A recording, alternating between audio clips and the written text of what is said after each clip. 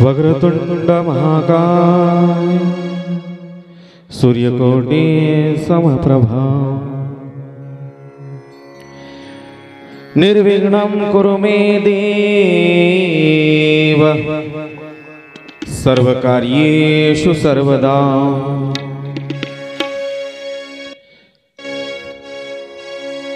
सर्वमंगलमांगल्ये शिवे सर्वार्थसाधिके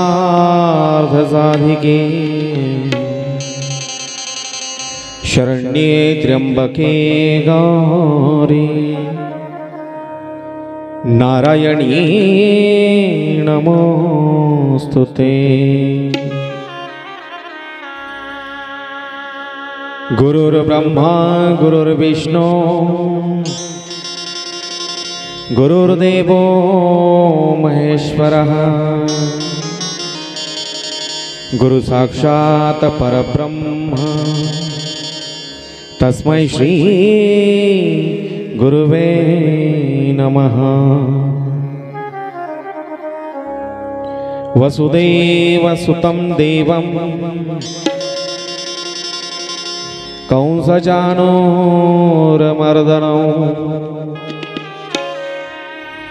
देवकी परमानंदं कृष्णं वंदे जगद्गुरु।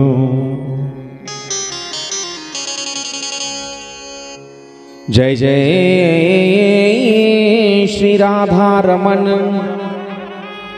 जय जय नवल किशोर जय गोपी चित चोर प्रभो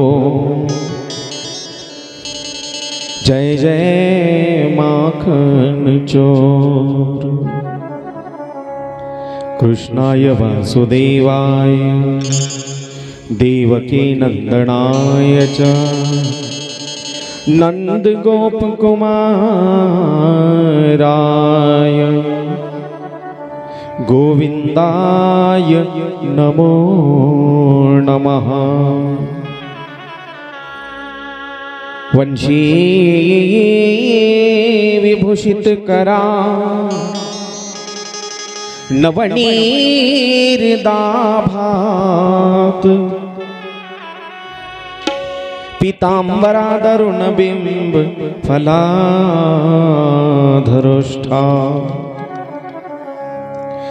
पूर्णेन्दु सुंदर मुखा दरबींद नेत्रा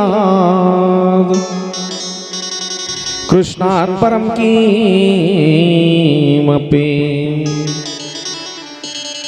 तत्वमहो न जानी।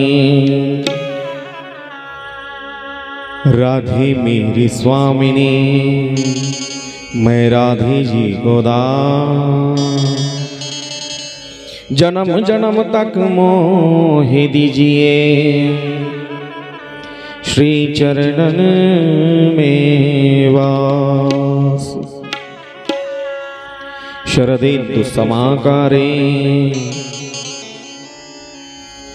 परब्रह्म स्वरूपिणी वासरा पीठनी लये सरस्वती नमोस्तुते। वासरा पीठनी लये सरस्वती नमोस्तुते। वासरा पीठनी लये सरस्वती नमोस्तुते। मनोजयं मारुततुल्य वेगं जितेन्द्रियं बुद्धिमतां वरिष्ठं वातात्मजं वानरयुद्धमुख्यं श्रीरामदूतं शरणं प्रपद्ये। सर्वजण हाताने टाळी आणि मुखाने भगवंताचं नाम घेऊन कथेसाठी आमंत्रित करूया हनुमंतरायाला। सर्वजण टाळी वाजवतील। जय जय जय हनुमान गोसाई कृपा करो गुरुदेव की नाई। जय जय जय हनुमान गोसाई। जय जय जय हनुमान गोसाई। जय जय जय हनुमान गोसाई। जय जय जय हनुमान गोसाई। कृपा करो गुरुदेव की नाई। कृपा करो गुरुदेव की नाई। मंगल भवन अमंगल हारी। मंगल भवन अमंगल हारी। मंगल भवन अमंगल हारी। मंगल भवन अमंगल हारी। द्रवहु सो दशरथ अजीर बिहारी। द्रवहु सो दशरथ अजीर बिहारी। मंगल भवन अमंगल हारी। मंगल भवन अमंगल हारी। मंगल भवन अमंगल हारी। मंगल भवन अमंगल हारी। ताली ताली ताली। मंगल भवन अमंगल हारी। मंगल भवन अमंगल हारी। मंगल भवन अमंगल हारी। द्रवहु दशरथ अजीर बिहारी। ग्रामदैवत संकटमोचन हनुमंतरायाच्या चरणी साष्टांग प्रणिपात करून आज श्रीमद भागवताच्या 4थ्या दिवसाच्या सेवेला प्रारंभ करीत आहोत। कथेसाठी उपस्थित सर्व मायबाप श्रोते मंडळी, सर्वांच्या हृदयामध्ये विराजमान असणाऱ्या आत्मारामाला व्यासपीठाकडून साष्टांग दंडवत। कथेसाठी आजपर्यंत ज्यांनी ज्यांनी प्रत्यक्ष आणि अप्रत्यक्षरित्या सहकार्य केलेलं आहे, भगवंताच्या भगीरथ कार्यामध्ये अन्नदान, श्रमदान आणि पैशाच्या स्वरूपामध्ये ज्यांनी दानाच्या माध्यमातून सहकार्य केलेलं आहे, त्या सर्वांना व्यासपीठाकडून एकदा साष्टांग दंडवत करतो। कथेसाठी मला संगीताची साथ, तबलावादक आमचे हरिभक्तीपरायण गजानन महाराज कोंढूरकर, माझ्या मंडळी आणि उत्तम अशी साऊंड सिस्टीमची व्यवस्था आपल्या कृष्णाची, अकोलीकरांची गोडशी साऊंड सिस्टीम, सर्वांना एकदा व्यासपीठाकडून दंडवत। कथेसाठी सुरुवात करूया। सर्वप्रथम मोठ्या प्रेमाने एकदा भजन करून बोलू गोपाल कृष्णाला आणि मग कथा। भक्तों के राजा श्याम मेरे आजा। भक्तों के राजा श्याम मेरे आजा। राजा श्याम मेरे आजा। भक्तों के राजा श्याम मेरे आजा। भक्तों के राजा श्याम मेरे आजा। भक्तों के राजा श्याम मेरे आजा। भक्तों के राजा श्याम मेरे आजा। भक्तों के राजा श्याम मेरे आजा। श्याम मेरे आजा घन श्याम मेरे आजा। श्याम मेरे आजा घन श्याम मेरे आजा। श्याम मेरे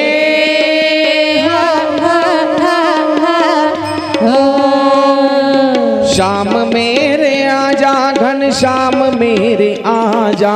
श्याम मेरे आजा घन श्याम मेरे आजा। भक्तों के राजा श्याम मेरे आजा, भक्तों के राजा श्याम मेरे आजा, भक्तों के राजा श्याम मेरे आजा, भक्तों के राजा श्याम मेरे आजा।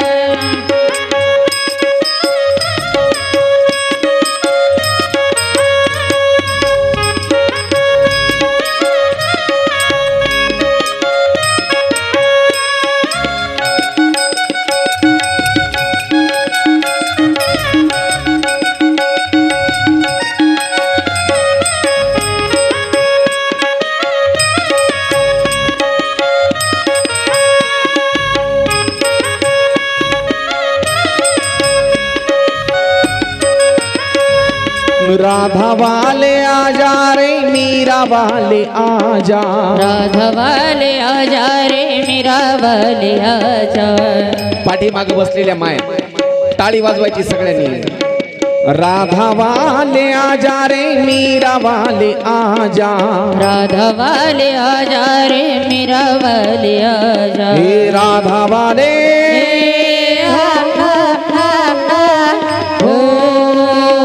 राधा वाले आजा रे मीरा वाले आजा, राधा वाले आजा रे मीरा वाले आजा। भक्तों के राजा श्याम मेरे आजा, भक्तों के राजा श्याम मेरे आजा, भक्तों के राजा श्याम मेरे आजा, भक्तों के राजा श्याम मेरे आजा।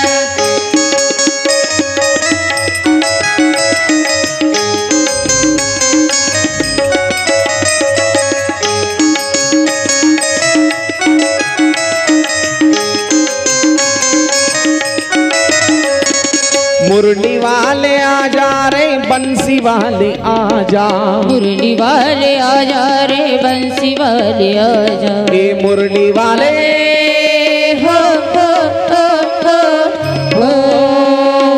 मुरली वाले आजा रे बंसी वाले आजा, मुरली वाले आजा रे बंसी वाले आजा। गोकुल से आजा रे सत्संग मेरा जा, गोकुल से आजा रे सत्संग मेरा आजा।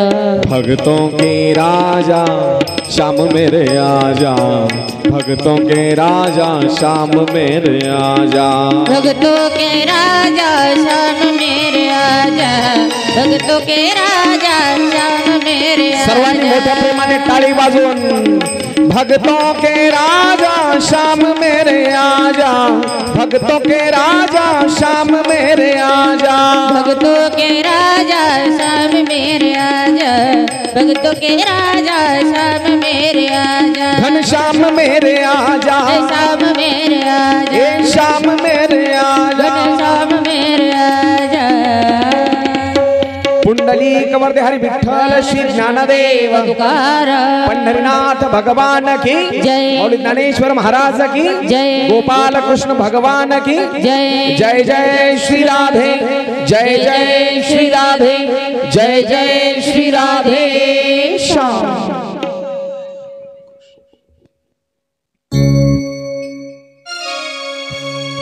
भक्तों के राजा श्याम मेरे आजा,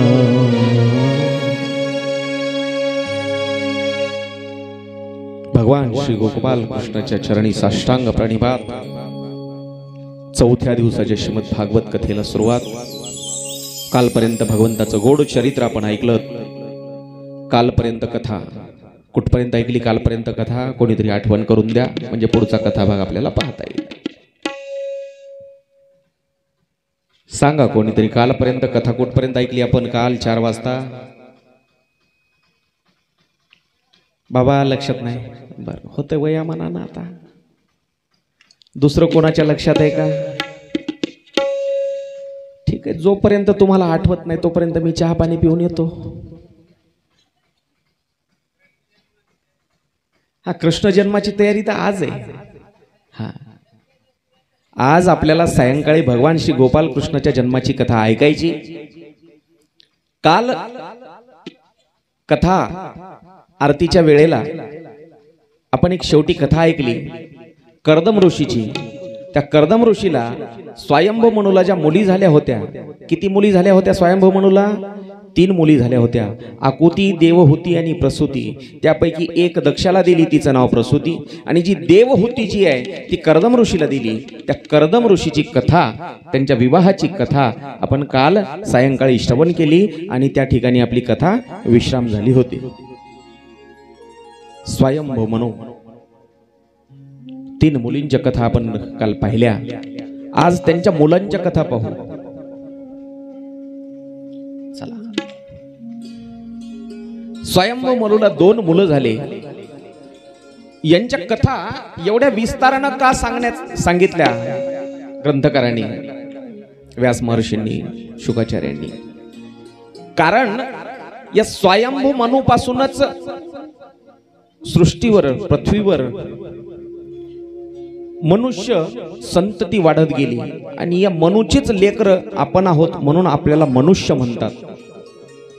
आणि आपल्या पूर्वजाची कथा आपल्याला माहीत असायला पाहिजे. आपल्या पूर्वजांच्या कथा आपल्याला माहीत असायला पाहिजे. आणि देवाच्या कथा ऐकल्यानं तर पुण्यप्राप्ती होतेच, पण साधू संतांच्या, ऋषी मुनींच्या कथा ऐकल्यानं देखील फळ पुण्य प्राप्ती होते. घेता सज्जनांची नावे, पुण्यवंत व्हावे घेता सज्जनांची नावे. का म्हटलंय असं? कारण साधू संतांचे नाव, त्यांचे चरित्र, त्यांच्या कथा ऐकल्यानं देखील पुण्य प्राप्त होतं. जितकं फळ, जितकं पुण्य देवाच्या चरित्रानं होतं, तितकंच साधू संतांच्या चरित्रानं सुद्धा माणसाचा उद्धार होतो. म्हणून पुण्यवंत व्हावे घेता सज्जनांची नावे असं म्हटलं जातं. स्वयंभू मनूचे 2 पुत्र, त्यांच्या कथा पाहिजेत आपल्याला. हो, स्वयंभू मनूला 2 मुलं झाले. 3 मुली आणि 2 मुलं. एकाचं नाव उत्तानपाद आणि दुसऱ्या मुलाचं नाव प्रियव्रत. काल सांगितलं मी. हो, त्यापैकी उत्तानपाद नावाचा जो राजा आहे त्याची कथा आपण ऐकतोय. उत्तानपाद. उत्तानपाद या नावाचा एक अर्थ आहे, जे योग करतात, योगासनं जे करतात, त्याच्यामध्ये एका योगासनाचं नाव आहे उत्तानपादासन. म्हणजे काय? उत्तानपादासन म्हणजे काय? कथेमध्ये लक्ष असू द्या. आता ही देवाच्या जन्माची तयारी आहे, हे चालूच राहणार आहे. आता ते कार्यकर्त्याला पाळणा बांधायचा आहे, दोर बांधतायत, फुलं विलं आणून सजवतील.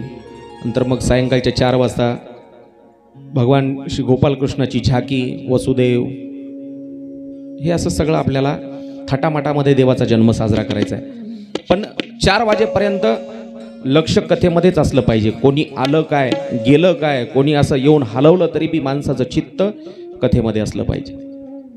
सर्वांगाचे कान करून ऐकायची आहे कथा, नुसती ऐकायची नाहीये तर श्रवण करायची.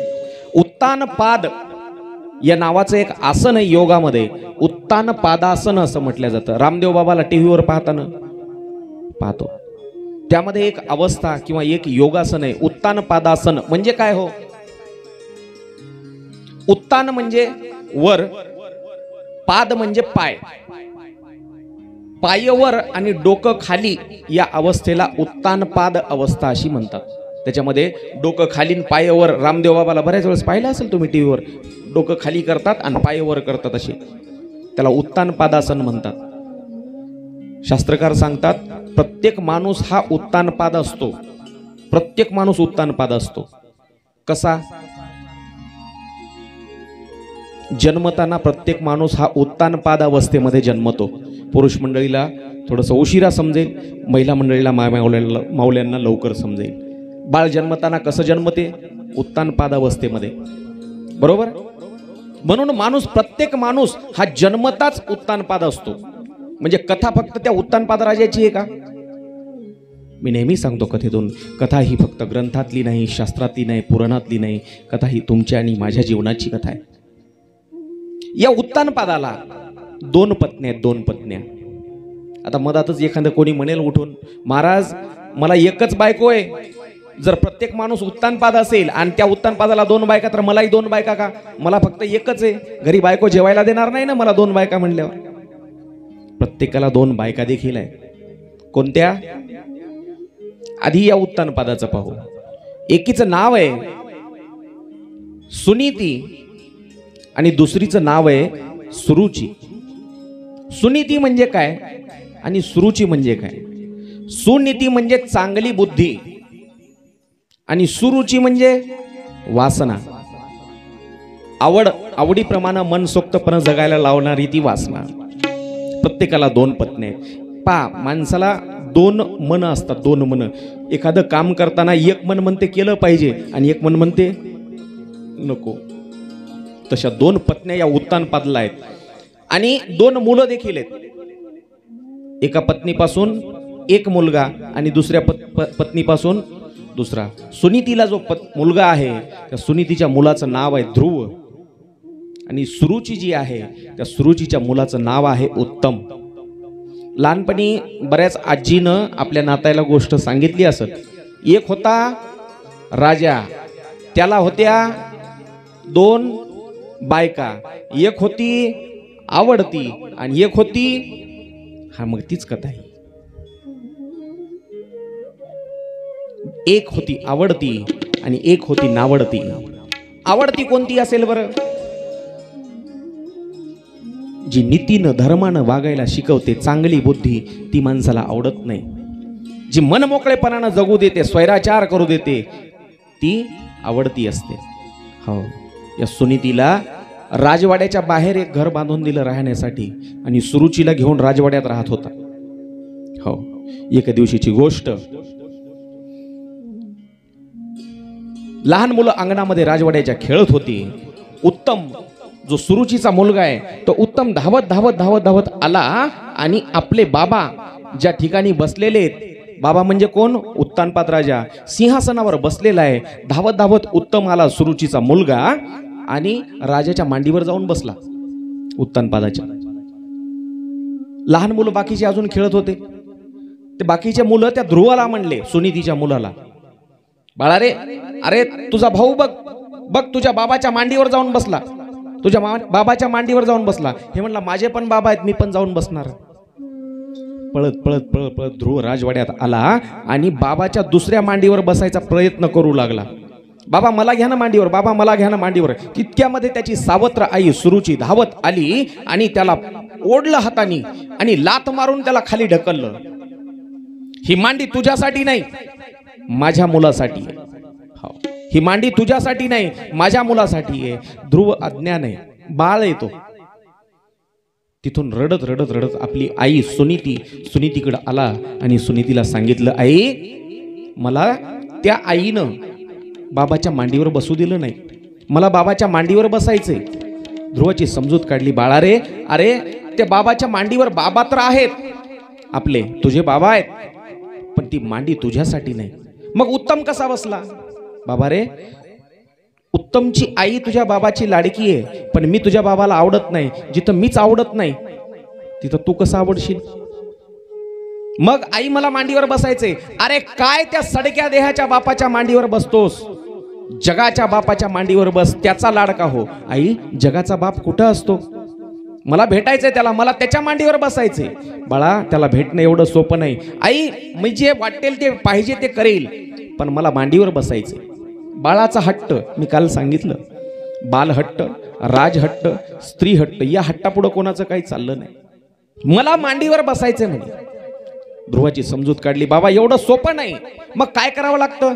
बाबा रे, घरदार सोडून जंगलात जावं लागतं, तपश्चर्या करावं लागते. मग मात्र ध्रुव विचार करू लागला, आई तुला सोडून जावं लागेल का? मग मी नाही जाणार. आता आईनं ठाम निश्चय केला की आपल्या मुलाला इथं राहू द्यायचं नाही. ज्याच्या नशिबामध्ये बापाची मांडी नाही, ज्याच्या ज्याचा बापाच्या मांडीवर बसण्याचा अधिकार नाही, त्या ध्रुवाला, बाळाला माझ्या इथं ठेवून काय करू? तिनं सांगितलं ठामपणे, आता ध्रुवा तू जगाच्या बापाचा लाडका हो, देवाची भक्ती कर, देवाचं भजन कर. अरे या सडक्या नाचक्या कुचक्या देहाच्या बापाच्या मांडीवर काय बसतोस? जगाच्या बापाच्या मांडीवर बस. अविनाशी अमर अजर तो आहे, त्याचा लाडका हो. ध्रुव म्हणतोय आई मी जंगलात आता नाही जाणार, तुला सोडून नाही जाणार. हो आई, तू लहानपणापासून मला सांभाळलंस, तुझ्यापासून एक क्षणही मी कधी कधी दूर गेलो नाही. तू मला हाताला धरून बोटाला धरून चालायला शिकवलं आणि तुझ्यापासून कसा दूर जाऊ. तेरी उंगली पकड़ के चला, ममता के आंचल में पला. माँ मेरी माँ मैं तेरा लाडला, माँ मेरी माँ मैं तेरा लाडला. तेरी उंगली पकड़ के चला, ममता के आंचल में पला. माँ मेरी माँ मैं तेरा लाडला, माँ मेरी माँ मैं तेरा लाडला. आई, तुझ्या बोटाला धरून मी चालायला शिकलो, लहानाचा मोठं केलंस तू मला तळ हाताच्या फोडाप्रमाणे, पण आता मला एका गोष्टीमुळे वनात पाठवतेस. आईनं तोंड फिरवलं. आईनं सांगितलं मला ध्रुवा तू आता बोलू नकोस. आई माझ्याकडे बघ ना, आई माझ्याकडे एकदा बघ ना, मला तोंड पाहायचं नाही तुझं. ध्रुवा वनात जा आणि तपश्चर्या कर. आईचा ठाम निर्णय बघितला. आई रागावलीये. आईचा ठाम निर्णय बघितला आणि ध्रुवानं सुद्धा निश्चय केला मनाचा. आई, हा ध्रुव 5 वर्षाचा ध्रुव आज प्रतिज्ञा करतोय, ज्या दिवशी देवाला भेटून येईल त्याच दिवशी माझं तोंड तुला परत दाखवल. फक्त आई एकदा माझ्याकडे बघ, एकदा, फक्त एकदा बघ आई माझ्याकडे. मायनं त्या सुनीतीनं ध्रुवाला जवळ घेतलं. ध्रुवानं आईचे पाय धरले आणि आईचा आशीर्वाद घेऊन ध्रुव वनात निघाला. वनात. हो, किती वर्षाचा आहे? 5 वर्षाचा ध्रुव, 5 वर्षाचा. पण भगवंताची भेटीची ओढ जेव्हा मनामध्ये असते ना, देवाला वय, जात, धर्म, कोणत्याही स्त्री पुरुष असा काही भेद नाही. फक्त देवाच्या भेटीची ओढ मनामध्ये असावी. ओढ. ध्रुव निघाला, वनात निघाला पायी.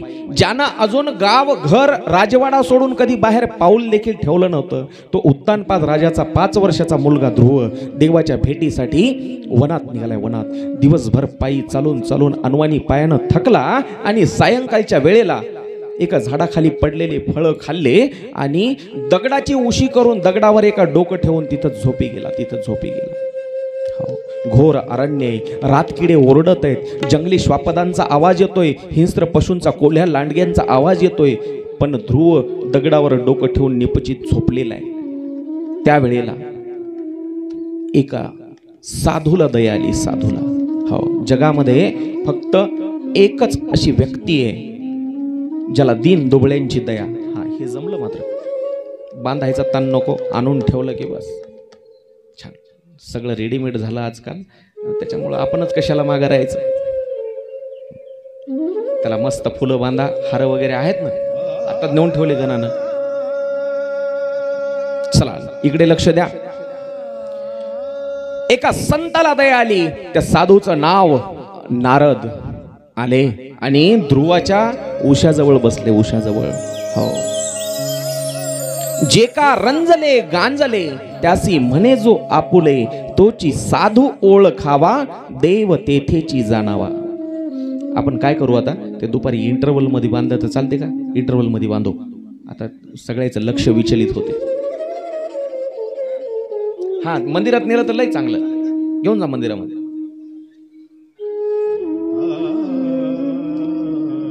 माणसाचं मन अशी एक गोष्ट आहे ना, नको जाऊ म्हणलं की तिकडे मुद्दाम जाते. बरोबर? नको, जे करायचं नाही त्याला सांगितलं ते मुद्दाम करते. मन अशी गोष्ट आहे. आता कितीदा सांगा, त्या पाळण्याकडे पाहायचं नाही. पाळणा कधी न पाहिलेली गोष्ट आहे का? प्रत्येकाच्या घरामध्ये पाळणा आहे, प्रत्येकाच्या.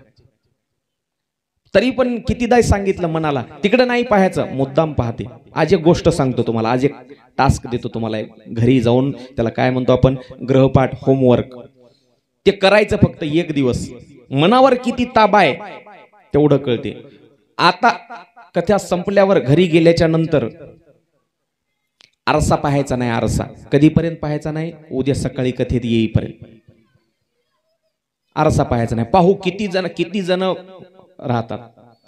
पण तेवढा उद्या दुपारपर्यंत जरी अवघड जाईल, आता एका मिनिटासाठी सांगतो, एका मिनिटासाठी डोळे बंद करायचे. आताच करू नका, फक्त थांबा. डोळे बंद करायचे आणि डोळ्यासमोर जगातली कोणतीही वस्तू आणा, कोणतीही वस्तू.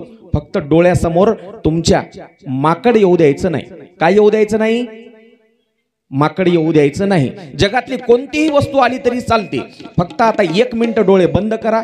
एका मिनिटात फक्त माकड डोळ्यासमोर येऊ द्यायचं नाही. माकड, वानर किंवा माकड. फक्त 1च मिनिट डोळे बंद करा. चला.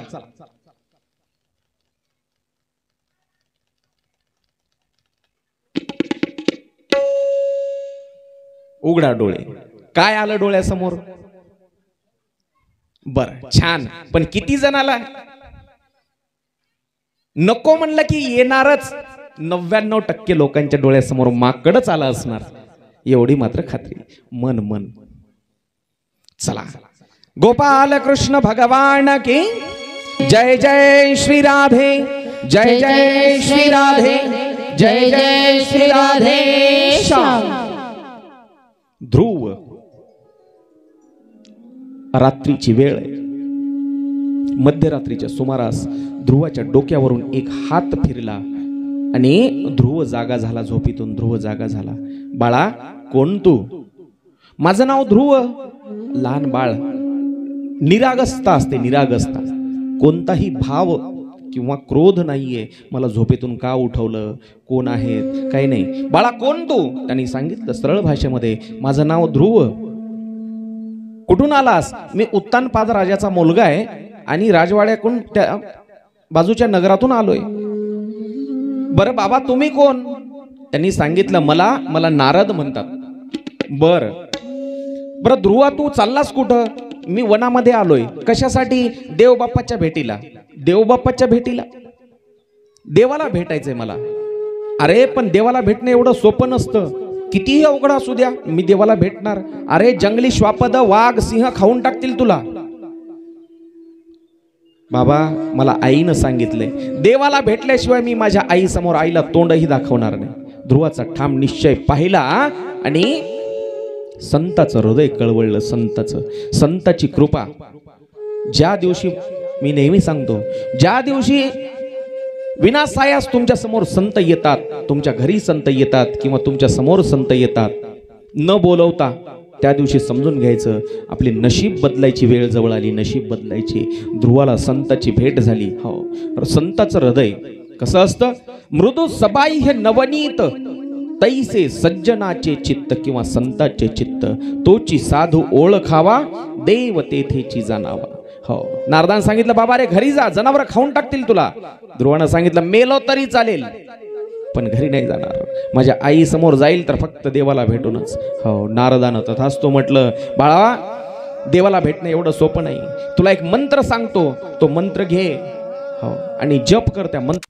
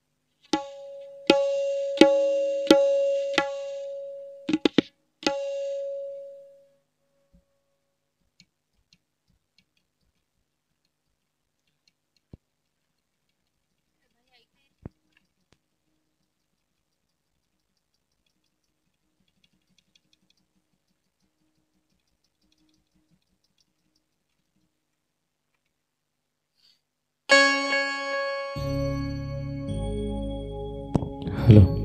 गोपाल कृष्ण भगवान के जय.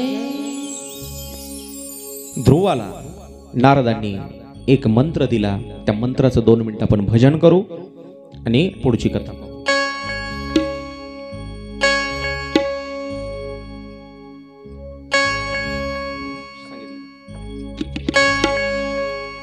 ओम नमो भगवते वासुदेवाय. नमो भगवते वासुदेवाय. ओम नमो भगवते वासुदेवाय. ओम नमो भगवते वासुदेवाय. ओम नमो भगवते वासुदेवाय. ओम नमो चल कृष्णा, भगवते मला इको दे. वासुदेवाय. कृष्णा चल मला इको दे. ओम नमो भगवते वासुदेवाय. ओम नमो भगवते वासुदेवाय. ओम नमो ओम नमो ओम नमो भगवते वासुदेवाय. ओम नमो भगवते वासुदेवाय. ओम नमो भगवते वासुदेवाय. ओम नमो भगवते वासुदेवाय. वासुदेवाय. वासुदेवाय. ध्रुवानं अखंड नामस्मरण जप चालू केला मंत्राचा. ओम नमो भगवते वासुदेवाय. हो 6 महिने जप केला. 6 महिने तप केलं ध्रुवानं. 6 महिने कसं कसं केलं. 2 महिने फळं खाऊन केलं. फक्त फळं खायचे, पाणी प्यायचं. पुढच्या 2 महिन्यामध्ये 2 महिने झाले देवबाप्पा काय दर्शन द्यायला तयार नाही. फळं खायचे बंद केले. फळं खायचे. हो. आणि 2 महिने पुन्हा तसे फळं खायचे बंद केले. फक्त पाणी प्यायचं, जप करायचा मंत्राचा. देवबाप्पा भेटायला तयार नाही. पुढच्या 2 महिन्यामध्ये पुन्हा ध्रुवानं फक्त पाणी प्यायचं आणि नाम जप करायचा. ओम नमो भगवते वासुदेवाय. तरीही देव भेटायला तयार नाही. असं करत करत 5 महिने झाले, 6 महिने झाले. आता ध्रुवानं ठाम निश्चय केला, खाणं पिणं बंद. आता फक्त श्वास घ्यायचा, श्वास. आणि तरीही देव भेटायला नाही. त्यावेळेला ध्रुवानं आपला श्वास रोखायला सुरुवात केली. श्वास रोखायला. माणूस 1 दिवसाची एकादश जर धरायची असेल तर आदल्या दिवशी आधीच बायको म्हणते उद्या एकादश आहे, पोटभर जेवा. 1 पोळी जास्त हाणते. दुसऱ्या दिवशी एकादश, सकाळी उठलं की 1 कपाच्या जागी 2 कप चहा पिते. का तर उपास आहे. सकाळी 10 वाजले की न्याहारीला बसते. उपास आहे म्हणून 2 चमचे उसळ जास्त खाते. परत दुपारी जरी जेवायची सवय नसेल तर एकादश आहे म्हणून दुपारी 2 वाजता शेंगदाणे म्हणा, चिक्की म्हणा, तिळाचे लाडू म्हणा, शेंगदाण्याचे लाडू म्हणा, केळं, सेब, अंगूर. आता उन्हाळा लागलाय, टरबूज, खरबूज. संध्याकाळी पुन्हा एकादश म्हणून दुप्पट तिप्पट एकादशी आणि 4 पट खाशी. पुन्हा बारशीला काल उपास होता म्हणून 2 पोळ्या जास्त खाते माणूस. ध्रुवानं अन्न सोडलं, पाणी सोडलं, हवा श्वास सुद्धा रोखला. आणि त्यावेळेला पूर्ण जगातल्या सृष्टीतल्या सर्व प्राणी मात्राचा श्वास गुदमरायला लागला. आणि सगळ्या देवी देवतांनी भगवान श्री नारायणाची प्रार्थना केली. देवा, मागील 6 महिन्यापासून तो 5 वर्षाचा बाळ ध्रुव तुमची विनवणी करतोय, तुमचं तपश्चर्या करतोय, नाम साधना करतोय. त्याला दर्शन का देत नाहीयेत. देवाची प्रत्येक गोष्टीमध्ये लीला असती, लीला. हो का देव का भेटले नाहीत लवकर. देव तिथून निघाले ध्रुवाला भेटण्यासाठी. आणि आल्यावर ते जंगलामध्ये विचारू लागले, जे ऋषी साधू मुनी तपस्वी जपी तपी जे भेटल त्याला. इथं ध्रुव कुठं बसलाय हो तपाला. देव विचारतोय. देवाला माहित नाही का ध्रुव कुठं बसलाय. माहित आहे, पण ध्रुवाची ख्याती 5 वर्षाचा ध्रुव सगळ्या लोकांना माहित झाला पाहिजे. साधू मुनी संन्यासी जे हजारो वर्षापासून तप करतायत त्यांना देखील 5 वर्षाचा ध्रुव माहित झाला पाहिजे. म्हणून स्वतः देव ध्रुवाचा प्रचार करत फिरत आहेत. स्वतः देव. ध्रुव कुठे आहे? वनात बसलाय म्हणे तपाला. कुठे आहे ध्रुव? मग सांगितलं ध्रुव तिथं आहे. देव तिथं गेल्याच्या नंतर बाळ ध्रुवा डोक्यावर हात ठेवला देवानं आणि उठ, मी आलोय. ध्रुवानं डोळे उघडले. तुम्ही कोण? ओळखच नाही ना देवाची. तुम्ही कोण? त्यानं सांगितलं ज्या देवबाप्पाला भेटण्यासाठी तू 6 महिन्यापासून तप करतोयस तोच देवबाप्पा मी आहे. म्हणले तुम्ही देवबाप्पाच आहेत कशावरून?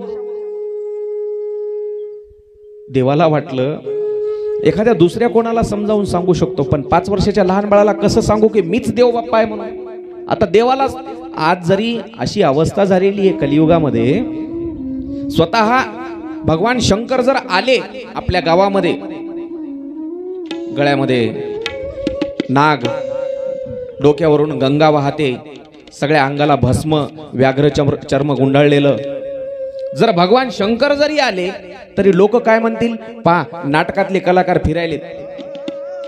अशी अवस्था आहे आज कलियुगामध्ये. हो, ध्रुव म्हणतोय तुम्हीच देवबाप्पा कशावरून? भगवान श्री नारायणाने आपल्या हातातला तो कपोल शंख ध्रुवाच्या गालाला लावला आणि ध्रुवाला ब्रह्मज्ञान प्राप्त झालं. मग ओळख पटली हेच देव आहेत. आणि ध्रुवानं देवाचे पाय धरले, नमस्कार केला. देवानं सांगितलं, नारायण भगवंतांनी, माग तुला काय पाहिजे? कशासाठी तपश्चर्या करतोयस? मला बसण्यासाठी असं एक स्थान द्या, मला तुमची मांडी द्या, किंवा अशी एक जागा द्या जिथून मला कोणी ओठ म्हणणार नाही. हो, तो करुणा निधान भगवंत ध्रुवाला अशी जागा दिली, त्याला आजही आपण ध्रुव तारा म्हणून ओळखतो. ध्रुव तारा. अढळपदी बाळा पैसा विला ध्रुव, क्षीराचा सागर उपमन्या, क्षीराचा सागर उपमन्या, क्षीराचा सागर उपमन्या. अढळपती बाळ वैसवेला ध्रुव, क्षीराचा सागर उपमन्या, क्षीराचा सागर उपमन्या, क्षीराचा सागर उपमन्या. अढळपदी बाळ बैसविला ध्रुव आणि क्षीराचा सागर उपमन्या. अशा ध्रुवानं घोर तपश्चर्या करून भगवंताची प्राप्ती करून घेतली आणि पुढे अनेक वर्ष मग राज्यकारभार केला. हो, त्याच्या भावासोबत, त्यानं उत्तमासोबत अनेक वर्ष राज्यकारभार केला. ध्रुवाची गोड कथा आहे. आज आपल्याकडे भरपूर वेळ कमी आहे, कथा भरपूर आहेत, त्याच्यामुळं बऱ्याच कथा आपल्या शिल्लक आहेत. याच ध्रुवाच्या वंशामध्ये पुढं अंगराजा झाला, बेन झाला, प्रथू झाला. हा प्रथू जो आहे तो भगवंताचा 9वा अवतार आहे. या प्रथूची पत्नी आर्ची आहे. आर्ची म्हटलं की आजकाल लोकांना ते लगेच ते चित्रपट आठवते. मराठी कोणता? बघा, हे अकोली म्हणते सैराट, पक्क लक्षात आहे त्याच्या. हो, प्रथू भगवंताची पत्नी आर्ची आहे.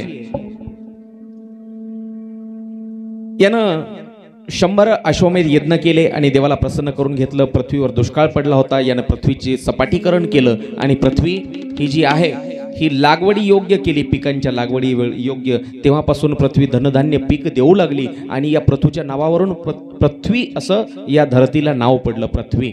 हो, याच पृथ्वी, या पृथ्वीच्या नावावरून पृथ्वी असं नाव पडलं. याच पृथ्वीच्या वंशामध्ये पुढं विजेताश्व, हरिअश्व, धूम्रकृष, वक्र, अंतर्धान, हवीरधान, प्राचीन बर्ही आणि प्रचेता असे बरेचसे राजे होऊन गेले. या प्राचीन बर्हीचं जे पुरंजन आख्यान आहे, पुरंजन आख्यान, या पुरंजन आख्यान गोड आहे. पुरंजन आख्यानामध्ये मुक्ती, यज्ञ आणि असं बरंच काही गोड उपदेश आहे. याच उत्तानपाद राजाचा दुसरा भाऊ प्रियव्रत, या प्रियव्रताची एकदा कथा ऐकू, गोड भजन करू आणि त्यानंतर मग प्रियव्रत राजाचं चरित्र ऐकू. श्री कृष्ण गोविंदे हरे मुरारी, हे नाथ नारायण वासुदेव. श्री कृष्ण गोविंद हरे मुरारी, हे नाथ नारायण वासुदेव. श्री कृष्ण गोविंद हरे मुरारी हे नाथ नारायण वासुदेव श्री कृष्ण गोविंद हरे मुरारे हे नाथ नारायण वासुदेवा हे नाथ नारायण वासुदेवा हे नाथ नारायण वासुदेव हे नाथ नारायण वासुदेवा हे नाथ नारायण वासुदेवा हे नाथ नारायण वासुदेवा हे नाथ नारायण वासुदेव हे नाथ नारायण वासुदेवा हे नाथ नारायण वासुदेवा श्री कृष्ण गोविंद हरे मुरारी हे नाथ नारायण वासुदेव सर्वांनी टाळी वाजवून श्री कृष्ण गोविंद हरे मुरारे हे नाथ नारायण वासुदेवा श्री कृष्ण गोविंद हरे मुरारी हे नाथ नारायण वासुदेव हे नाथ नारायण वासुदेवा हे नाथ नारायण वासुदेव हे नाथ नारायण वासुदेव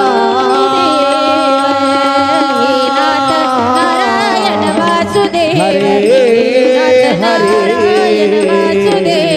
हे नाथ नारायण वासुदेव हे नाथ नारायण वासुदेव गोपाल कृष्ण भगवान की जय जय जय श्री राधे जय जय श्री राधे जय जय श्री राधे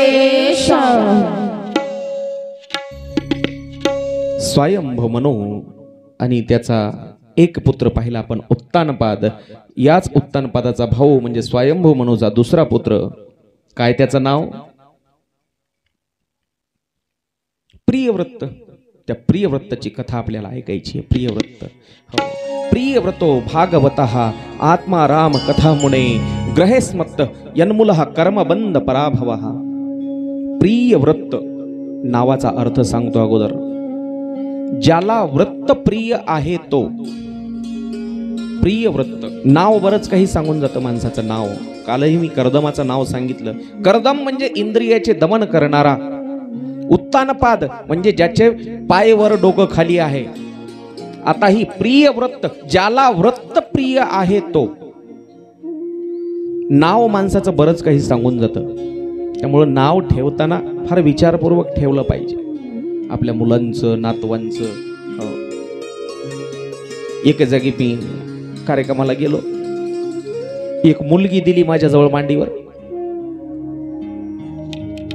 तिच्या आईला विचारलं मी ताई काय नाव ठेवलंय मुलीचं म्हणली विकेशा काय नाव विकेशा म्हणलं ताई तुम्हाला नावाचा अर्थ माहित आहे का चांगले जावळ होते पोरीला एवढाले म्हणली नाही बाबा काय अर्थ आहे नावाचा म्हणली मी सांगितलं तिला अर्थ विकेशा म्हणजे डोक्याला एकही केस नसलेली जावळ तर मुलीला भरपूर होते पण नाव काय ठेवलं तिच्या आईनं विकेशा केस नसलेली आता असं नाव ठेवावं का कोण नावाचा अर्थ त्याच्यामुळे नाव ठेवताना आई बापाने विचारपूर्वक ठेवावा आणि जसं नाव आहे त्या नावाप्रमाणे माणसाचं वर्तन देखील असावं माणसाचं वागणं देखील असावं नाहीतर नाव आहे ज्ञानेश्वर ज्ञानाचा ईश्वर आणि चौथीला जर चारदा नापास झाला तर नाव तुकाराम जगाचं भलं करणारा तुकाराम ब्रह्मज्ञान पाचवा वेद ज्याला आपण म्हणतो ती तुकाराम गाथा ज्यांनी आपल्या पूर्ण जगाला दिली नाव तुकाराम आणि शेतात गेलं की दुसऱ्याचा कडबा चोरून आणते चालेल का महिला मंडळीचे नाव शांती आणि रोजच 2 भांडणं घरला आणती म्हणल्यावर जमल का नावाप्रमाणे माणसाचं वागणं असावं, असा हा स्वयंभू मनूचा पुत्र प्रियव्रत, ज्याला व्रत प्रिय आहे तो. हो. ब्रह्मदेवाचा एकच हेतू होता, पृथ्वीवर सृष्टीवर माणसं वाढले पाहिजे, संतती वाढली पाहिजे. आणि त्यानं स्वयंभू मनूला जन्माला घातलं आणि मनूचा हा मुलगा. बापाचा उद्देश होता पृथ्वी माणसानं फुलून गेली पाहिजे, पण हे म्हणते मला संसार करायचा नाही, लग्नच करायचं नाही. प्रियव्रत बस. मग स्वयंभू मनून समजून सांगितलं, बाबा रे लग्न कर, मुलं बाळ वाढव, संसार वाढव. आणि माझा उद्देश हाच आहे की ही पृथ्वी एवढी मोठी सगळी पृथ्वी आहे आपली, या पृथ्वीवर सगळा संसार फुलला पाहिजे. माणसं जिकडं तिकडं माणसं, पृथ्वी माणसांनी फुलून गेली पाहिजे. पोरगा म्हणला मी करणार नाही लग्न, माझ्या नादी लागू नका. म्हणला मला परत म्हणू बी नका. हो. मनू म्हणले आता आपण आपल्या बापाला बोलवू म्हणले. माझं तर ऐकणं झाले, दुसरं कोणाच्या तरी हातानं समजावून सांगू. गेले ब्रह्मदेवाकडं, म्हणले बाबा ते तुमचा नातू माझा मुलगा प्रियव्रत लग्नच करायचं नाही म्हणायला, चला बरं. ब्रह्मदेव आले त्याला सांगायला, बाबा रे प्रियव्रता असं काय करतोस, कशामुळे लग्न करत नाहीस. हो. ते म्हणले बाबा लग्न करायचं नाही म्हणले मला आजोबा. कशामुळं, कसा आहे संसार, अहो एका क्षणात नष्ट होणार आहे, कशाला लग्न करू. जळी बुड बुडे देखता देखता, जळी बुड बुडे देखता देखता, जळी बुड बुडे देखता देखता, क्षणन लागता दिसेनाते, क्षणन लागता दिसेनाते, कैसा हा संसार, पाहता पाहता तैसा हा संसार, पाहता पाहता. जळी बुडबुडे देखता देखता, क्षणन लागता दिसेनाती, एका क्षणात नष्ट होणारा संसार आहे. आणि आजोबा तुम्ही एवढे स्वतः ब्रह्मदेव तुम्ही आणि मला लग्न करायला सांगताय, नाचका सडका संसार आहे. अरे म्हणले वेड्या, संसार वाईट नाही, संसार चांगला आहे. साधू संतांनी म्हणून तर सांगितलं आधी संसार करावा नेटका. संसार करूनही परमार्थ करता येतो. करता येतो का नाही.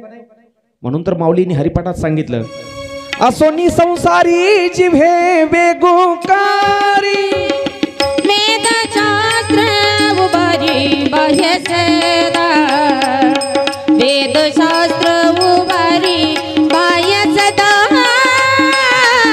वेदशास्त्र उभारी बाह्य सदा. हरी मुखे म्हणा, हरी मुखे म्हणा, हरी मुखे म्हणा, हरी मुखे म्हणा, हरी मुखे म्हणा, हरी मुखे म्हणा, पुण्याची गणना कोण करी, पुण्याची गणना कोण करी, पुण्याची गणना कोण करी. ब्रह्मदेवानं सांगितलं संसारात राहा, पण हा संसारात राहून देखील भगवंताचं चिंतन कर, तुला मुक्ती मिळेल. म्हणले असं कसं शक्य आहे बाबा. ब्रह्मदेवानं सांगितलं का शक्य नाही. चिखल पाहिला असेल आणि त्या चिखलामध्ये कमळाचं फुल असते, त्या कमळाच्या फुलाला एक तरी डाग असते का, एक तरी डाग असते. कमळ कुठं उगवते, चिखलामध्ये. त्या कमळाच्या पानावर सुद्धा, पानावर पाण्याचा थेंब टाका, पाण्याचा थेंब, तो थेंब लगेच ओघळून जातो. तितक्या लांब कशाला कमळाचं, आपल्या गावात नसेल इथं आजूबाजूला फुल, कुठंतरी तळ्यात वगैरे असतात. केळीचं पान घ्या, केळीचं पान, त्याच्यावर पाणी टाकून पहा, लगेच ओघळून जाते की नाही. चिटकू देते का अंगाला पाणी, नाही चिटकू देत. तसं माणसानं संसारात राहिलं पाहिजे. माणसानं कसं राहिलं पाहिजे, जशी पाण्यामध्ये नाव राहते, पाण्यामध्ये नाव, ते नाव, पाणी कधी नावेत मध्ये जाते का. नाव माहिती आहे सगळ्याला, नाव बोट, त्या नावेमध्ये पाणी जाते का. आणि ज्या दिवशी नावेत पाणी गेलं त्या दिवशी बुडाली. माणसानं तसं राहिलं पाहिजे. हो, पाण्यामध्ये जशी नाव राहते तसं राहिलं पाहिजे. कसं, साधू संतांनी सांगितलं, संसारी असावे असोनी नसावे, संसारी असावे असोनी नसावे, संसारी असावे असुनी नसावे, संसारी असावे असुनी नसावे. सर्वांनी टाळी वाजवून भजन करा माय पाठीमाग. हो. संसारी असावे असोनी नसावे, संसारी असावे असोनी नसावे, संसारी असावे असोनी नसावे, संसारी असावे असोनी नसावे. भजन करावे वेळोवेळा, भजन करावे वेळोवेळा, संसारी असावे असोनी नसावे, संसारी असावे असोनी नसावे, संसारी असावे असोनी नसावे, संसारी असावे असोनी नसावे. माणसानं संसारात कसं राहावं एक सांगा. आताच मी सांगितलं, नावेनं पाण्यात राहावं का पाण्यानं नावेत राहावं?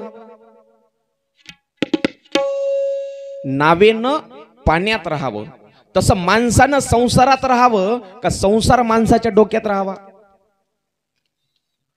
माणसानं संसारात राहावं, संसार माणसाच्या डोक्यात जाऊ नये.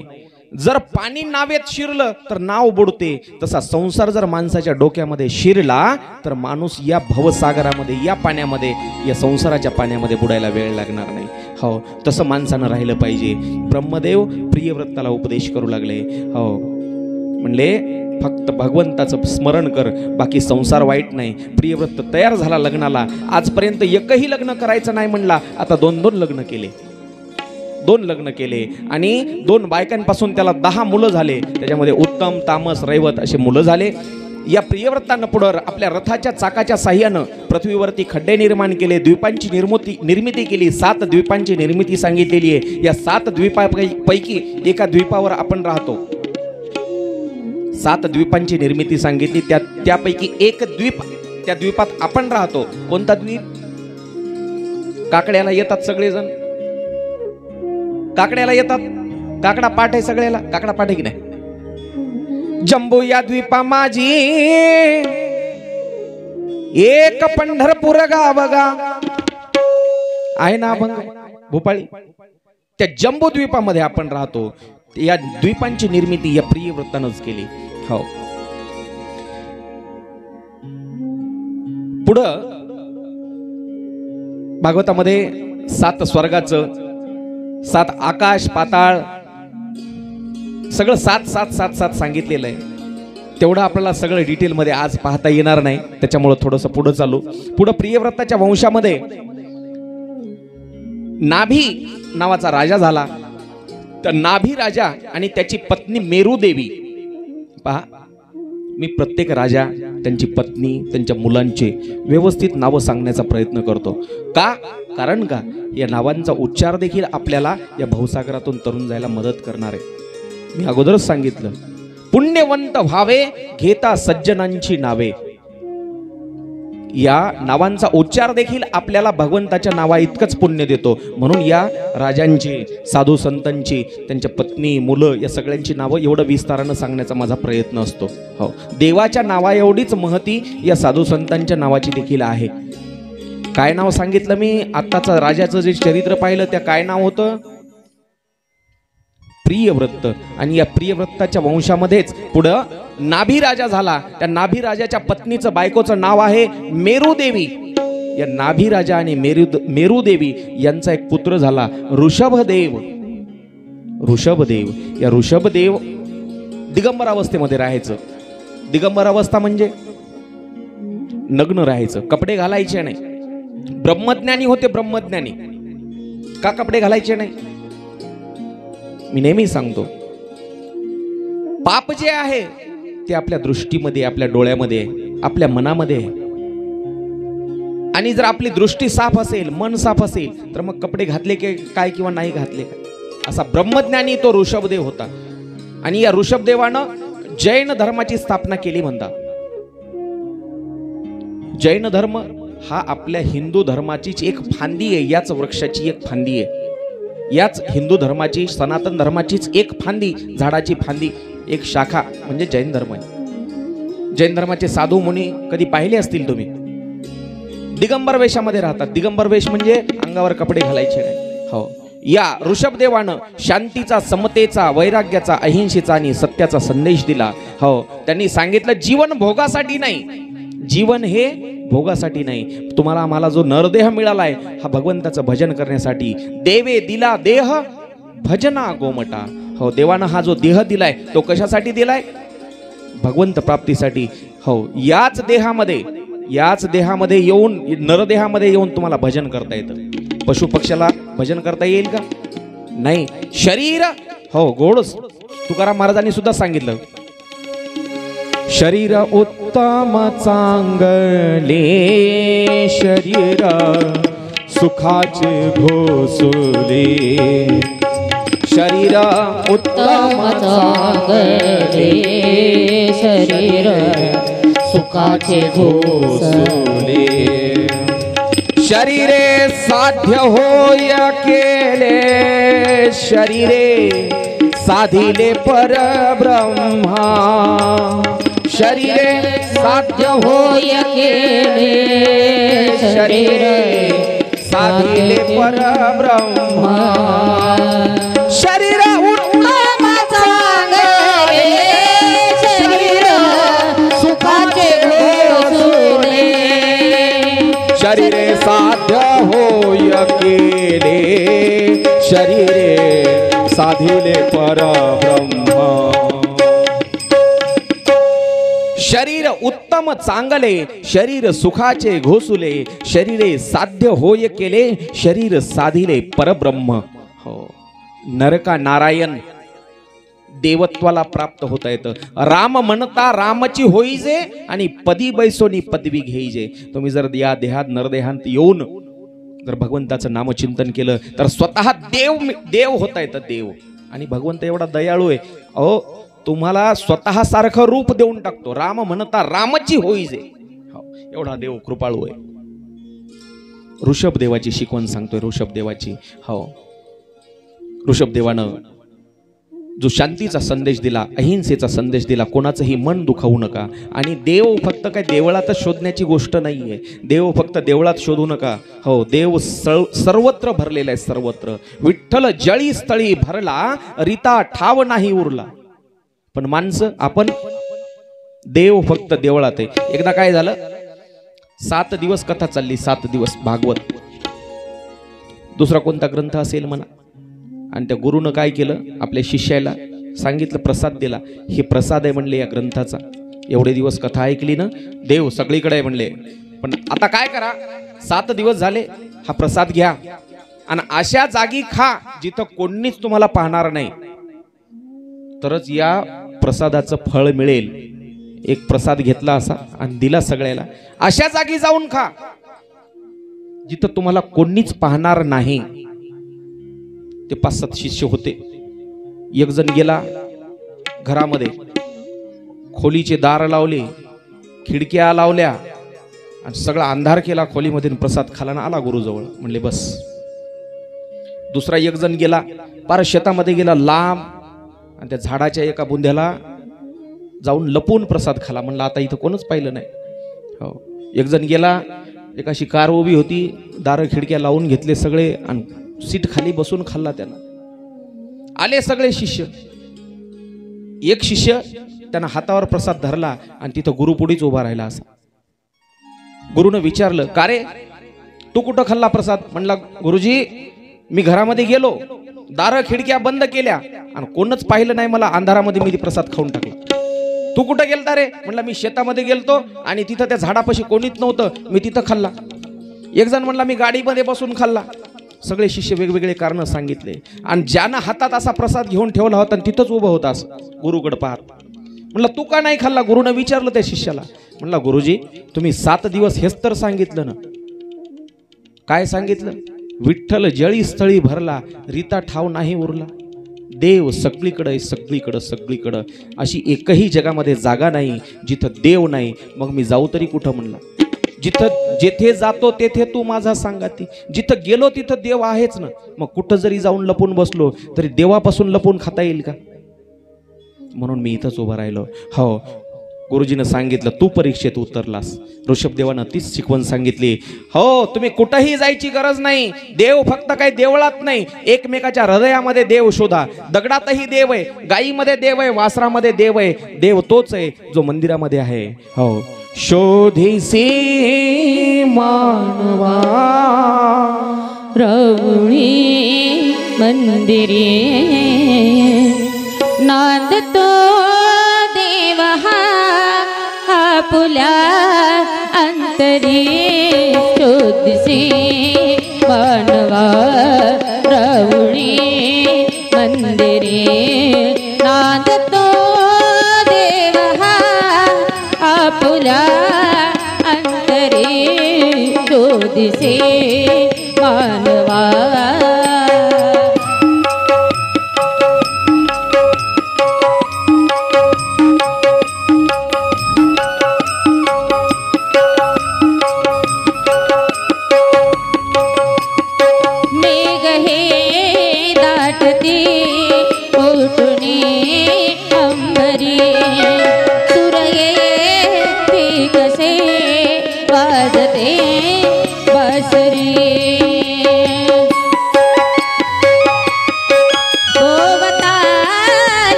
शोधिसी मानवा रावळी मंदिरी नांदतो देव हा आपुल्या अंतरी. हो, देव फक्त मंदिरात नाही, तुमच्या आमच्या सर्वांच्या हृदयामध्ये देव आहे, हृदयामध्ये देव आहे. ऋषभदेवाची शिकवण, सगळ्यासोबत समानतेने वागा, समानतेनं. स्त्री पुरुष भेद देखील करू नका, किंवा तो या जाती धर्माचा तो त्या जाती धर्माचा असा भेद नका करू. हो, माणसानं माणसासारखं माणसासोबत वागणं यालाच धर्म म्हटलेलं आहे. हो, साधू संतांनी देखील सांगितलं. सद्गुरू वामनराव पै यांची प्रार्थना आहे, मानसाने मानसाशी मानसा समवागणे हीच आमुची प्रार्थना अन हेच आमुचे मागणे. मानसाने मानसाशी मानसा समवागणे हीच आमुची प्रार्थना. काय सांगते प्रार्थना आपल्याला? मानसाने मानसाशी मानसा सम वागणे, माणसासारखं वागणं. हो, अजून एक पुढे जाऊन एक गीत सांगतो. हो, गाथ्यातलं नाहीये पण गोड आहे. एक समानतेचा, शांतीचा आणि बंधुत्वाचा संदेश देणार. खरा तो एकची धर्म. धर्म कशाला म्हणावं आपण? धर्म धर्म धर्म नेहमी म्हणतो, तो धर्म म्हणजे काय आहे या गीताच्या माध्यमातून. खरा तो एकची धर्म जगाला प्रेम अर्पावे. खरा तो एकची धर्म जगाला प्रेम अर्पावे. खरा तो एकची धर्म जगाला प्रेम अर्पावे. खरा तो एकची धर्म जगाला प्रेम अर्पावे. जगी जे हीनती पतिता जगी जे दीन पद दलिता तयांना बंधु मानावे. जगाला प्रेम अर्पावे. खरा तो एकची धर्म जगाला प्रेम अर्पावे. एकच जगामध्ये धर्म खरा, तो म्हणजे माणसाने माणसासारखं वागणं. हो, एकच धर्म खरा. हो. ऋषभदेवाची शिकवण. मन मन पवित्र ठेवा, मन पवित्र. मी काय मन पवित्र ठेवण्यासाठी सांगितलं. रामदास स्वामींनी सांगितलं, आधी मन करारे प्रसन्न सर्व सिद्धीचे कारण. तुकाराम महाराज देखील म्हणले, तो गणराजा गणपती आधी मन घेई हाती. म्हणून तर साधू संतांनी विनवणी केली, देवा माझे मन लागो तुझे चरणी. देवानं सांगितलं का माझं, साधू संतांनी मागणी केली का माझं शरीर लागो तुझे चरणी, माझं डोकं लागो तुझे चरणी? नाही, माझे मन लागो तुझे चरणी. हो, आणि एकदा जर का हे मन देवाच्या चरणाकडे लागलं ना, मग ते कुठंच पळत नाही. आता कोठे धावे मना, आता कोठे धावे मना, आता कोठे धावे म्हणे, आता कोठे धावे म्हणे. तुमचे चरण देख लिया, तुमचे चरण देख लिया, तुमचे चरण देख लिया. भाग गेला शीन गेला, भाग गेला शीन गेला. तुमचे चरण देख लिया, तुमचे चरण देख लिया, तुमचे चरण देख लिया. भाग गेला शीन गेला, भाग गेला शीन गेला, गेला गेला. आता कोठे धावे मन तुमचे चरण देखलिया. याला एकदा देवाच्या चरणाकडे लावा, मन कुठेही पळणार नाही. हो, अशा या ऋषभ देवाची शिकवण. आणि त्यांनी जैन धर्म सांगितला. प्रत्येक धर्माची, हे बघा, धर्म कोणताही असो, कोणत्याही धर्माने दुसऱ्याची कत्तल करा, एकमेकाचा जीव घ्या, हातामध्ये बंदुका घ्या, बॉम्बस्फोट करा, कधी सांगितलं नाही. धर्म कोणताही असो. मला काय म्हणायचं तुमच्या लक्षात आलं असेल. कोणत्या धर्मानं सांगितलं नाही की एकमेकाच्या काय ते जिहाद करा, दंगली घडवा, बॉम्बस्फोट घडवा. जे काश्मीरमध्ये चालू आहे, मागे जे मुंबईला बॉम्बस्फोट झाले, हे काय धर्मांधळेपणा आहे, याला म्हणावं लागेल धर्मांधळेपणा. धर्मासाठी लोक आंधळे झाले आणि आमचा धर्म किती श्रेष्ठ आहे हे दाखवण्याच्या प्रयत्नामध्ये माणसं माणसाला मारायला लागलीत आजकाल, माणसं माणसाला. पण आपला हा सनातन धर्म, हो, वारकरी धर्म असा आहे. हे विश्वची माझे घर, ही शिकवण आहे आपल्या साधू संतांची. हो, आणि हे विश्वची माझे घर, आणि सगळं हे जग माझं घर म्हटल्याच्या नंतर हे सगळे माणसं माझे बंधू भाऊ आणि बहिणी झाले. हो, अशी प्रेमाची शिकवण सांगणारा आपला धर्म आहे. हो, आणि साधू संतांनी दिलेल्या शब्दावर विश्वास ठेवा, दिलेल्या मंत्रावर विश्वास ठेवा, देवाच्या भजनावर विश्वास ठेवा. हेच सांगितलं कोणत्याही धर्माने. हो, या जैन धर्माने ऋषभदेवानी सुद्धा हेच सांगितलं. नमोकार मंत्र है न्यारा, इसने लाखों को तारा. नमोकार मंत्र है न्यारा, इसने लाखों को तारा. इस महामंत्र का जाप करो, हो जाओ भव से पार. नमो अरिहंतानो, नमो आयर्याणम, नमो सिद्धायानो, नमो उज्जयानो. नमोकार मंत्र है न्यारा, इसने लाखों को तारा. नमोकार मंत्र है न्यारा, इसने लाखों को तारा. इस महामंत्र का जाप करो, हो जाओ भव से पार. नमो अरिहंतानो, नमो सिद्धायानो, नमो उज्जयानो, नमो अरिहंतानो. जैन धर्माचं भजन आहे, जैन धर्माचं. नमोकार मंत्र है न्यारा, इसने लाखों को तारा. इस महामंत्र का जाप करो, हो जाओ भव से पार. नमोकार मंत्र, कोणत्याही धर्माने हे सांगितलं. मंत्रावर विश्वास ठेवा आणि मंत्राचा जप करा. आपल्याकडेही सांगितलं, विठ्ठल विठ्ठल म्हणा, राम राम म्हणा, रामकृष्ण हरी विठ्ठल केशवा म्हणा. साधू संतांनी काय रामकृष्ण हरी विठ्ठल केशवा उघडा मंत्र सांगितला.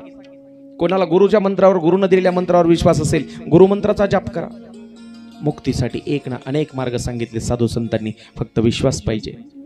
या ऋषभदेवाचा पुत्र भरताची कथा आपल्याला पाहायची आहे. या ऋषभदेवाला 100 पुत्र झाले आणि त्यापैकी त्यानं बरेचसे आपले मुलं जे आहेत, पहिले मुलं व्हायचे बरं का, 10 मुलं 15 मुलं, तर आता मागच्या काळामध्ये होते. हो, 100 पुत्र म्हणजे मुलांचं म्हणजे काय नवल आहे का?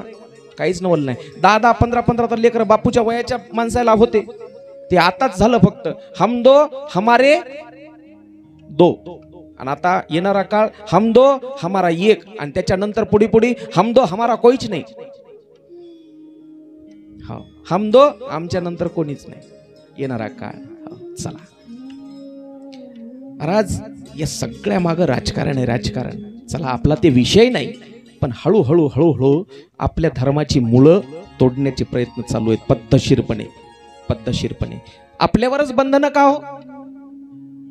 फक्त तुमच्या आमच्यावरच बंधनं का? 2च मुलं, त्याच्यानंतर 3रं झालं तर आम्ही तुमच्या मुलाला शाळेत येऊ देणार नाही, त्याला कोणती दवाखान्याची व्यवस्था नाही, कशाची नाही. कशामुळं?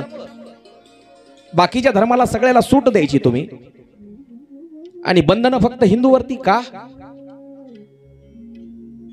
विचार केलात कधी? असंच जर आपण हात बांधून जर बसत राहिलो तर येणारा काळ या अशा टोप्या घालायचा नाही, अशा गोल टोप्या घालायचा येईल आपल्यावर. बरोबर आहे? विचार करा, विचार. पण आता आपण विचार करतो, आणि जेव्हा बटन दाबायचे तेव्हा नाही. चला, विठ्ठला कोणता झेंडा घेऊ हाती, मग वेगवेगळ्या रंगाचे झेंडे घेऊन आपण मग कोणाच्याही मागे पळतो. पण खरी विचार करायची वेळ तिथं असते. चला, आपला तो विषय नाहीये. कोणत्याही धर्माच्या, कोणत्याही पक्षाच्या प्रचारासाठी मी आलेलो नाही, एवढं लक्षात ठेवा. माझ्या बोलण्यामधून कोणाचं जर मन दुखावलं असेल तर व्यासपीठावरून क्षमा मागतो. चला, अनेक पुत्र झाले, 100 पुत्र. त्यापैकी बरेचसे पुत्र धर्माच्या प्रसारासाठी ऋषभदेवानं लावले, आणि एक सगळ्यात ज्ञानी पुत्र, त्याचं नाव भरत. तो भरत ऋषभदेवाने गादीवर बसवलं. त्या भरताला, या भरतामुळेच आपल्या देशाला नाव भारत पडलं, भारत. तसे आपल्या देशामध्ये मुख्यतः 3 भरत होऊन गेले. 3 भरत. सांगा कोणते कोणते? 3 भरत होऊन गेले. त्यापैकी 1-2 तुम्ही सांगा, एखादा मी सांगतो. बाबा, तेच चरित्र आता सांगायचं आपल्याला. जड भरत म्हणजेच हा भरत. हा, रामाचे बंधू राजा दशरथाचा मुलगा भरत. आणि अजून एक भरत झाला, त्या भरताचं नाव भरतच, पण कोणता? त्याला शकुंतलेचा भरत असं म्हणतो आपण. बरोबर? शकुंतला आख्यान ऐकलं का? पुन्हा कधी योग आला तर सांगेल. शकुंतला आख्यान, त्या शकुंतलेचा भरत. असे 3 भरत होऊन गेले. त्यापैकी या भरतामुळे आपल्या देशाला नाव भारत पडलं. हो, खूप ज्ञानी आणि न्यायप्रिय राजा, देवाचा भक्त, विद्वान होता. लग्न झालं याचं विश्वरूपाची कन्या पंचजनी नावाची आहे, तिच्या सोबत हिचं लग्न झालं. 5 मुलं झाले. या कोणाला? मधुकर महाराजाला. भरताला पटकन म्हणा जा की मग भरताला 5 मुलं झाले. आणि 5 मुलं झाल्यावर राज्यकारभार सुरळीत चालू आहे, पैशा अडक्याची कमी नाही. स्वतः राजा म्हणल्यावर हो, याचं वैभव सांगितलं साधू संतांनी. खूप वैभव याच्याजवळ. तरी पण 40 वर्ष वय झालं की याच्या अंगात एकदम अचानक एके दिवशी वैराग्य आलं. नको म्हणलं हे संसार, काय करू या पैशा अडक्याचं, एवढ्या धन दौलतीचं, आणि हे मुलं, सगळं काही मुलाच्या हातात देऊन टाकावं म्हणला आणि वनामध्ये निघून जावं. माणसाच्या मनात वैराग्य यावं, वैराग्य. एक दिवस आरसा घेतला हातामध्ये, आरसा घेतला, कानाजवळ एकच केस पांढरा दिसला. राजा दशरथाने ठरवलं, आता केस पांढरे व्हायला लागलेत, राज्यकारभार सोडायची वेळ आली. पण आपले कुबड निघाले, गुडघे उठू देईन, हातात काठी घेतल्याशिवाय उठता येईन. तरी पण कारभार सुटते का? फक्त पुरुष मंडळीच नाही, साखरेचे डबे त्या कुलुपामध्ये ठेवायलेत, पण सुनबाईच्या हातात कारभार देईन. वैराग्य यावं, वैराग्य यावं. ज्या दिवशी वैराग्य आलं ना, त्याच दिवशी एक पाऊल तुम्ही देवाकडे टाकलं समजा. जोपर्यंत संसाराचा मोह मनातून जात नाही तोपर्यंत भगवंत आठवत नाही. हो, कथा मी नेहमी सांगतो, कथा फक्त पुराणातल्या नाही तो ऐकून इथं सोडायच्या नाहीत. कथा तुमच्या आमच्यासाठी बोध घेण्यासाठी आहेत, बोध घेण्यासाठी. हो, कधी शिकणार आपण? आज 15 वर्षापासून कथा ऐकतोय, पण या ऋषभदेव, या भरतराजाची कथा ऐकून एखाद्या तरी म्हाताऱ्यानं कारभार आपल्या मुलाकडे दिला का? नहीं दिला। हंगामा खड़ा करना हमारा मकसद नहीं, लेकिन ये सूरत बदलनी चाहिए। हम हंगामा खड़ा करना हमारा मकसद नाहीये, नुसता येऊन गोंधळ घालायचा असं नाही। हे चित्र बदललं पाहिजे समाजातलं, त्यासाठी हे पुराण आहे।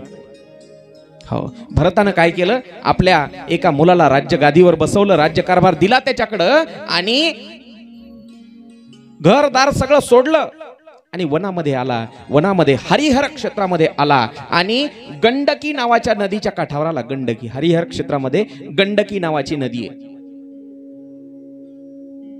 तीच गंडकी नदी, ज्या गंडकी नदीतून आता मला वाटते 15 दिवस झाले असतील, 15 दिवसापूर्वी अयोध्येमध्ये 2 मोठ्या शिळा आणल्या,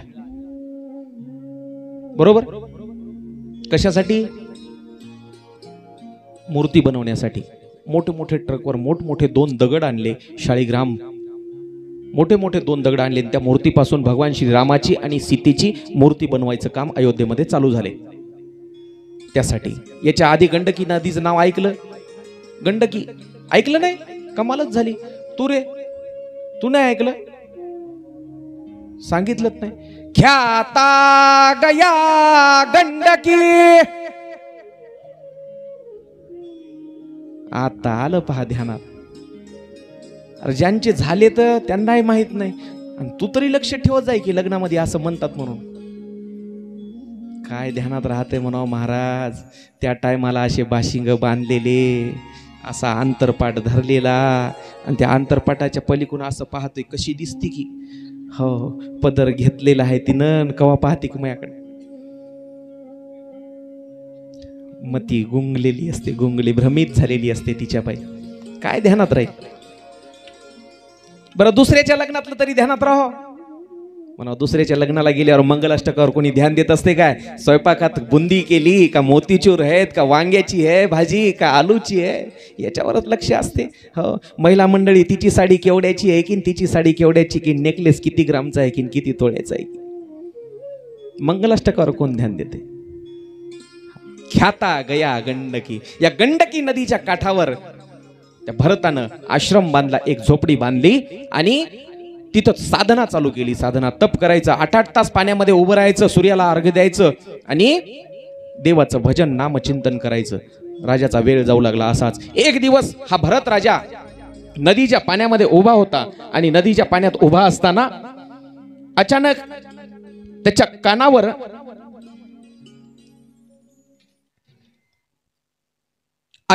कानावर काही हरणांचा, वाघांची डरकाळी असे चित्रविचित्र आवाज यायला लागले। राजा 8-8 तास पाण्यामध्ये जो उभा राहायचा, सूर्याला अर्घ्य द्यायचा। अर्घ्य देणं म्हणजे असं पाणी ओंजळीत घ्यायचं आणि असं सूर्यासमोर सोडायचं, असं पाणी घ्यायचं, असं सूर्यासमोर सोडायचं।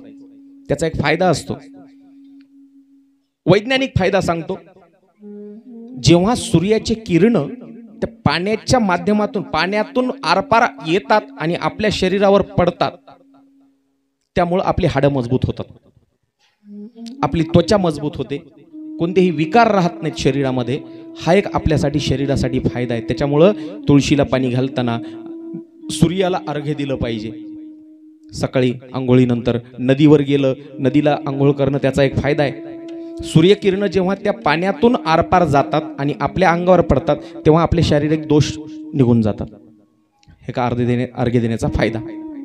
भरत राजा पाण्यामध्ये उभा आहे आणि सूर्याला अर्घ्य देतोय।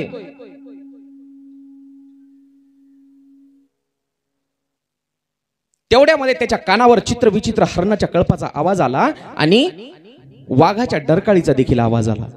राजानं आजूबाजूला पाहिलं तर नदीच्या एका काठावरून काही हरण धावत होती, हरणाचा कळप धावत होता आणि एक वाघ त्या हरणांच्या पाठीमागे लागलेला आहे। सगळे हरण सैरावैरा जीवाच्या आकांताने जीव मुठीत धरून पळत होती। तेवढ्यामध्ये एक हरीण, जी गर्भीण होती, गरोदर होती, तिला दिवस होते, तिच्या पोटामध्ये बाळ होतं, त्या हरणीला त्या दुसऱ्या हरणांच्या सोबत पळता येत नव्हतं। तो वाघ डरकाळी फोडत या हरणीवर झडप घालण्यासाठी धावला। तेवढ्यामध्ये ती हरीण नदीच्या दिशेनं धावली आणि नदीच्या एका काठावरून दुसऱ्या काठावर उडी मारणार एवढ्यामध्ये वाघानं दुसरी एक डरकाळी फोडली। डरकाळी फोडली की हरिणीला त्या भीतीमुळं तिचा गर्भपात झाला आणि तिचा गर्भ पाण्यामध्ये पडला नदीच्या. हरिण दुसऱ्या काठावर जाऊन पडली आणि आपल्या गर्भाकडे पाहत पाहत पाहत पाहत हरिणीनं डोळे किलकिले केले आणि प्राण सोडला. तो गर्भ पाण्यात पडला.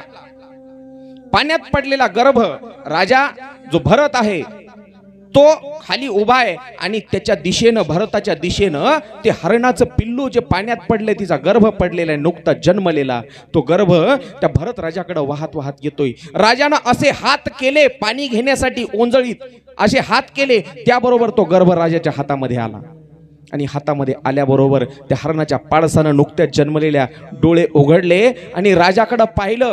जणू का ते हरिण आपल्या डोळ्यातून राजाला बोलतंय, राजा मला जीवदान दे. राजाने एक वेळ विचार केला, माझा आणि हरणाचा पाडसाचा पिल्लाचा काय संबंध? सोडून देऊ याला पाण्यामध्ये, मेलं तर मेलं, याच्या कर्मानं, मी माझ्या तपामध्ये माझ्या साधनेमध्ये कशाला विघ्न आणू, याला सोडून देऊ. पण दुसऱ्या क्षणी राजाला मोह झाला आणि राजा इथंच फसला. मोह राजाला मोह झाला, मी जर याला पाण्यात सोडलं तर हे मरून जाईल. माझ्या हातात ज्या अर्थी हे पाडस आलंय, हरणाचं पिल्लू आलंय, याचा अर्थ माझे आणि या हरणाचे काहीतरी ऋणानुबंध, काहीतरी संबंध पूर्वजन्मीचे असले पाहिजे. मी जर याला सोडून दिलं तर मला पाप लागेल. इथंच राजा फसला. अर्जुनाला देखील हाच मोह झाला होता. हे जे सगळे युद्धामध्ये माझ्या सभोवताली उभे आहेत, हे सगळेजण माझे भाऊबंद आहेत. मी जर यांना मारलं तर मला पाप लागेल. पण तिथं या मोहातून काढायला अर्जुनाच्या सोबत त्याचा सखा देव भगवान श्रीकृष्ण होता. इथं राजाच्या जवळ त्याला मोहातून काढायसाठी कोणी नव्हतं, म्हणून राजा इथं फसला आणि राजाचा घात झाला. त्या पाडसाला घेतलं राजानं, त्या भरतानं, आणि आपल्या आश्रमामध्ये झोपडीमध्ये आणलं. त्याला धुवून साफ स्वच्छ केलं. त्याच्यासाठी मग हरणासाठी कवळं गवत आणायचं. आता ते लहान होतं, त्याच्याला दुधाची गरज होती. त्याला दुधासाठी मग एक गाय, ती वनगाय पाळली, तिच्यासाठी चारा आणायचा, हरणासाठी चारा आणायचा. हरणा करत करत राजा ज्या कामासाठी वनामध्ये आला होता ते काम विसरून गेला. कोणत्या कामासाठी आला होता राजा? देवाच्या भक्तीसाठी, नाम साधनेसाठी. हो, राजा आता ती देवपूजाही विसरला आणि देवाचं भजनही विसरला, नामस्मरणही विसरला. सगळा वेळ त्या हरणामध्ये जाऊ लागला. माणूस, ही गोष्ट फक्त पुराणातली राजा भरताची नाही, तर तुमची आमची. कशी? चला थोडंसं पुढं पाहू. एक दिवस असं करत करत दिवस निघून चाललेत. राजा आपला मूळ ध्येय विसरला, नाम साधना विसरला, तप विसरला आणि हरण करता करता एक दिवस सायंकाळच्या वेळेला दुसरा एक हरणाचा कळप त्याच्या झोपडीजवळ आला. ते हरण पाहिले या पाडसानं, त्याला वाटलं हे तर आपलेच भाऊबंद आहेत. ते हरिण त्या कळपामध्ये मिसळलं आणि गेलं निघून. राजा शोधाशोध करू लागला. भरत राजा, हरिण कुठं गेलं, हरण कुठं गेलं. एवढा राजाला त्या हरणाचा मोह झाला होता. हरण करता करता राजा स्वतःची मरणाची वेळ विसरला. मरण आलं पण हरिण आलं नाही. मरण जवळ आलं आणि हरण करता करता राजानं प्राण सोडला. आणि मरते समयी ज्या गोष्टीचं स्मरण माणसाला असतं, माणसाला पुढची गती तशीच मिळते. हो, म्हणून हरण करता करता राजानं प्राण सोडला. म्हणून तोच राजा पुढं, जड भरत राजा हरणी गई बघेला. हो, जड भरत राजा हरणी गई बघेला. जड भरत राजा हरणी गई भागेला. जड भरत राजा हरणी गई भागेला. जड भरत राजा सर्वांनी टाळी बघेला. जड भरत राजा हरणी गई बघेला. घाला तो घातला वासने. जड भरत राजा हरणी गई बघेला. जड भरत राजा हरणी गई बघेला. घाला तो घातला वासने. घाला तो घातला वासने.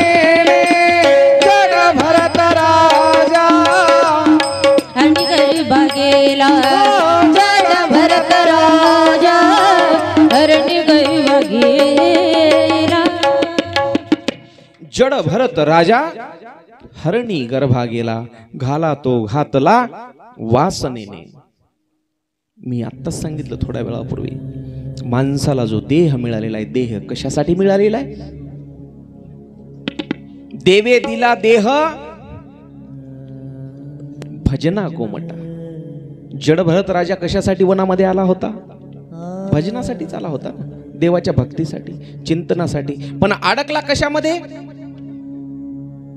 पाडसाच्या मोहामध्ये. माणसाचंही तसंच आहे.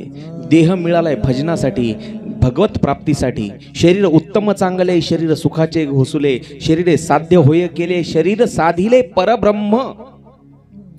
देवत्व मिळवण्यासाठी देह मिळालाय, पण माणूस देखील अडकलाय या पाडसाच्या मोहामध्ये.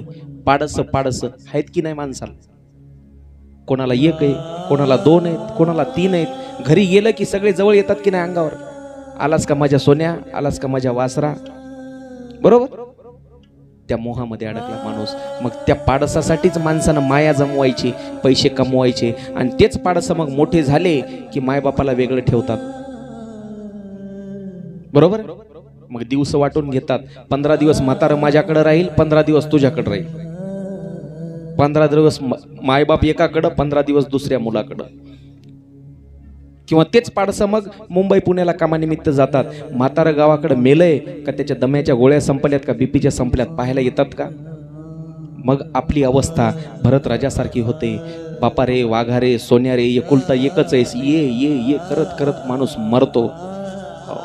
मोह मोह, पाडसाचा मोह.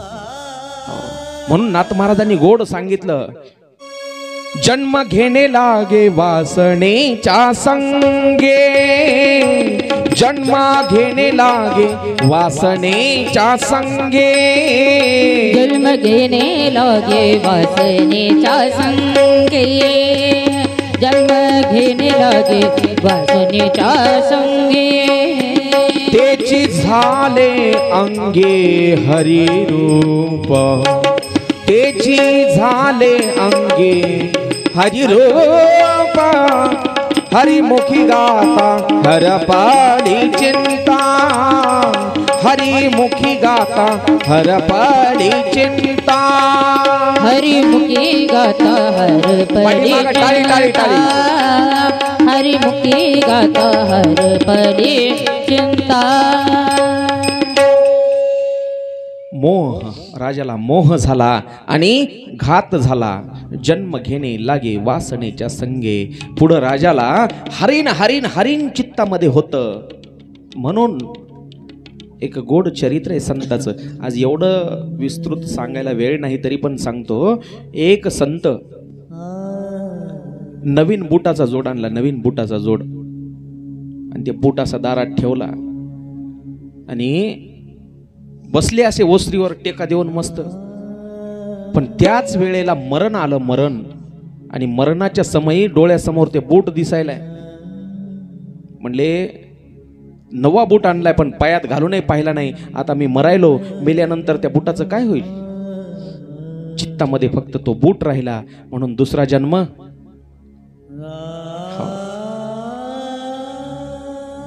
चित्तामध्ये देव असला पाहिजे. देव निदान आयुष्यभर तरी नाही, पण मरताना तरी देव असला पाहिजे चित्तामध्ये. पण महाराज एक आहे, ज्याला सवय आहे वाणीला देवाचं नाव घेण्याची आयुष्यभर, त्याच्याच तोंडामध्ये मुखामध्ये नाव येतं मरताना. एरवी येत नाही, येत नाही एरवी. चित्तामध्ये संसारच भरलेला असते. एक म्हातारं मरायला टेकलं, म्हातारं मरायला टेकलं. आयुष्यभर एवढ्या कंजूशीनं, एवढा चिकाटीनं त्यानं संसार केला, एवढा नेटानं संसार केला. हो, सुतळीचा तोडा कोणाला जाऊ दिला नाही त्यानं. सुतळीचा तोडा वावरातून जर कोणी जाऊ लागलं तर ते म्हणे, ए माती दबती म्हणलं तुझ्या पायानं माझ्या वावरातली, आणि पुन्हा वखरावं लागते, चल वावराच्या बाजूनं होय. एवढा चिकाटीनं संसार केला. मरायला टेकलं, मरायला. रुपया खर्च केला नाही. 4 पोरं होती त्याला, 4 पोरं. मरायला टेकलं. म्हातारं मरतानी असंच करी. कसं करी? 2-3 दिवस झाला अन्न पाणी सोडलं. कोणी आलं जवळ की अरे म्हणले, हे यानं जन्मभर काहीतरी कमावलेलं गठोडं बांधून ठेवलंय म्हणले, कुठं तरी पुरून ठेवलंय, आणि ते इशारा करायला म्हणले. अरे म्हणले डॉक्टरला बोलवा. बोलवलं वसमतून एका डॉक्टरला. कोणाकडे जाता तुम्ही? अलीकडे भोसले बिसले कोणी? बोलवलं डॉक्टरला. म्हणले भोसले साहेब म्हणले आपल्याकडे एक इंजेक्शन आहे म्हणले. मग ते इंजेक्शन दिलं की फक्त 1 मिनिट बोलते म्हणलं म्हातारं, त्याच्या पुढे काहीच बोलत नाही. 1 मिनिट बोलते. द्यायचं का सांगा? हो म्हणले द्या. केवढ्याचं इंजेक्शन? म्हणले 1 लाख रुपयाला एक इंजेक्शन. कितीला? 1 लाख रुपयाला एक इंजेक्शन. द्यायचं असले ते सांगा म्हणले देतो. कार्ड द्या म्हणले इंजेक्शन. 1 लाख रुपये अगोदर जमा घेतले आणि काढलं इंजेक्शन दिलं म्हाताऱ्याला. म्हातारं काय म्हणलं असं? काल त्या शेजारच्यानं म्हणला शेरभर गहू नेले टोपल्यात घालून, ते कोठे आणले की नाही? बस एवढं म्हणलं म्हातारं मेलं. शेरभर गहू केवढ्याला पडे? 1 लाख रुपयाला. मरतानी तरी देवाचं नाव आलं का त्याच्या तोटात? कारण आयुष्यभर संसार केलेला. म्हणून संसार करा, साधू संतांनी सांगितलं. हो, आधी संसार करावा नेटका, पण भगवंताचं चिंतन करीत करीत माऊलींनी जसं सांगितलं, असोनी संसारी जिभे वेगू करी, त्या हिशोबानं संसार करायचा आहे. हो चला. राजा कोणाच्या जन्माला गेला? हरिणाच्या. हरिणाच्या जन्माला राजा गेला. पण आता यानं पुण्यही भरपूर केलं होतं, देवाचं नामस्मरण भरपूर केलं होतं. आणि देवाचं नामस्मरण केल्यामुळं राजाला पहिला जन्म लक्षात होता आणि पहिल्या जन्मात झालेली चूक देखील लक्षात आली. आपण हरिणी केलं म्हणून आपला हे हरणाचा जन्म मिळाला. नाहीतर आपण मुक्त झालो असतो. पुनरपी जननम पुनरपी मरणम. कशाला पुन्हा पुन्हा जन्म? मुक्त झालो असतो. पण त्या हरणामुळे आपण या फेऱ्यामध्ये अडकलो म्हणले 84च्या. आता कोणता मोह करायचा नाही, आता पाप करायचं नाही, पुण्य नाही झालेलं इथं हरकत नाही. वाळलेलं गवत खायचा. वाळलेलं गवत कशामुळं? कारण हिरवं गवत खावं तर त्या गवतावर किडे असतात. हिरव्या गवतावर किडे असतात, आळ्या असतात. त्या तोंडात जातील, मरतील, पोटात जातील, पाप लागल, पायाखाली येतील, किडे मुंग्या तुडवतील. म्हणून मग पाप होऊ द्यायचं नाही. मग वाळलेलं गवत खायचं. एकादशी धरायची. हरिण असून एकादशी धरीत होत. हरिण सुद्धा अक्कोली ते हरण असून एकादशी धरायचं. उद्या आहेत म्हणून आठवण करून द्यायलो. हो, एकादशी धरायचं. पाप नाही होऊ द्यायचं. पाप भलेही पुण्य नाही झाला हरकत नाही, भलेही कोणाचं चांगलं झालं, चांगलं करता येत नसेल तर नका करू, लेकिन पण कोणाचं वाईट नाही करायचं. हो, भला किसी का कर न सके तो बुरा किसी का मत करना, पुष्प नहीं बन सकते तो काटे भी मत बनना. हरिणानं असं करत करत आपलं आयुष्य सगळं काढलं. त्यानं वाळलेलं गवत का खाल्लं? जितकी या तुम्ही शरीराची देखभाल घ्याल की नाही, याला चांगलं चुंगलं खाऊ घालाल, तितकं ही लालची लागते. जीभ तुम्ही जितकं याला गोड धोड खाऊ घाला तुम्ही जिभेला, वरचेवर रोज एक वेगळी चव मागते. आज पनीरची भाजी, उद्या शेवगा, परवा दिवशी मशरूम, आज काय तुपातला शिरा, उद्या काय. हो, जितके चोचले पुरवाल की नाही या जिभेचे, तितकी ही वरचेवर. त्यामुळे हरणानं सांगितलं आपल्या जिभेला फक्त वाळलेलंच गवत खायचं, दुसरं काही खायचं नाही. जितके लाड पुरवाल ना तुम्ही शरीराचे, तितके. काय आपल्याकडे एक म्हण आहे, भूक जर लागली तर आपल्याला शिळी भाकरी सुद्धा गोड लागते. भूकला कळना कोंडा, आणि झोपेला मखमलची गादी बी द्या बरं एखाद्या वेळेस. जर तुम्हाला झोपच नसेल, येणारच नसेल, दिवसभर काही कामच केलं नसेल, तर येईल का झोप? हरिणानं वाळलेलं गवत खायचं आणि एकादशी धरायची. असं करत करत हरिणाचा तो जन्म संपला. आणि पूर्वकर्मामुळं, पूर्वजन्मामध्ये चांगले कर्म केल्यामुळं त्या हरिणाला म्हणजेच राजा भरताला 3रा जन्म मिळाला एका ब्राह्मणाच्या घरी. त्या जन्मामध्ये सुद्धा त्याचं नाव काय ठेवण्यात आलं? भरतच ठेवण्यात आलं.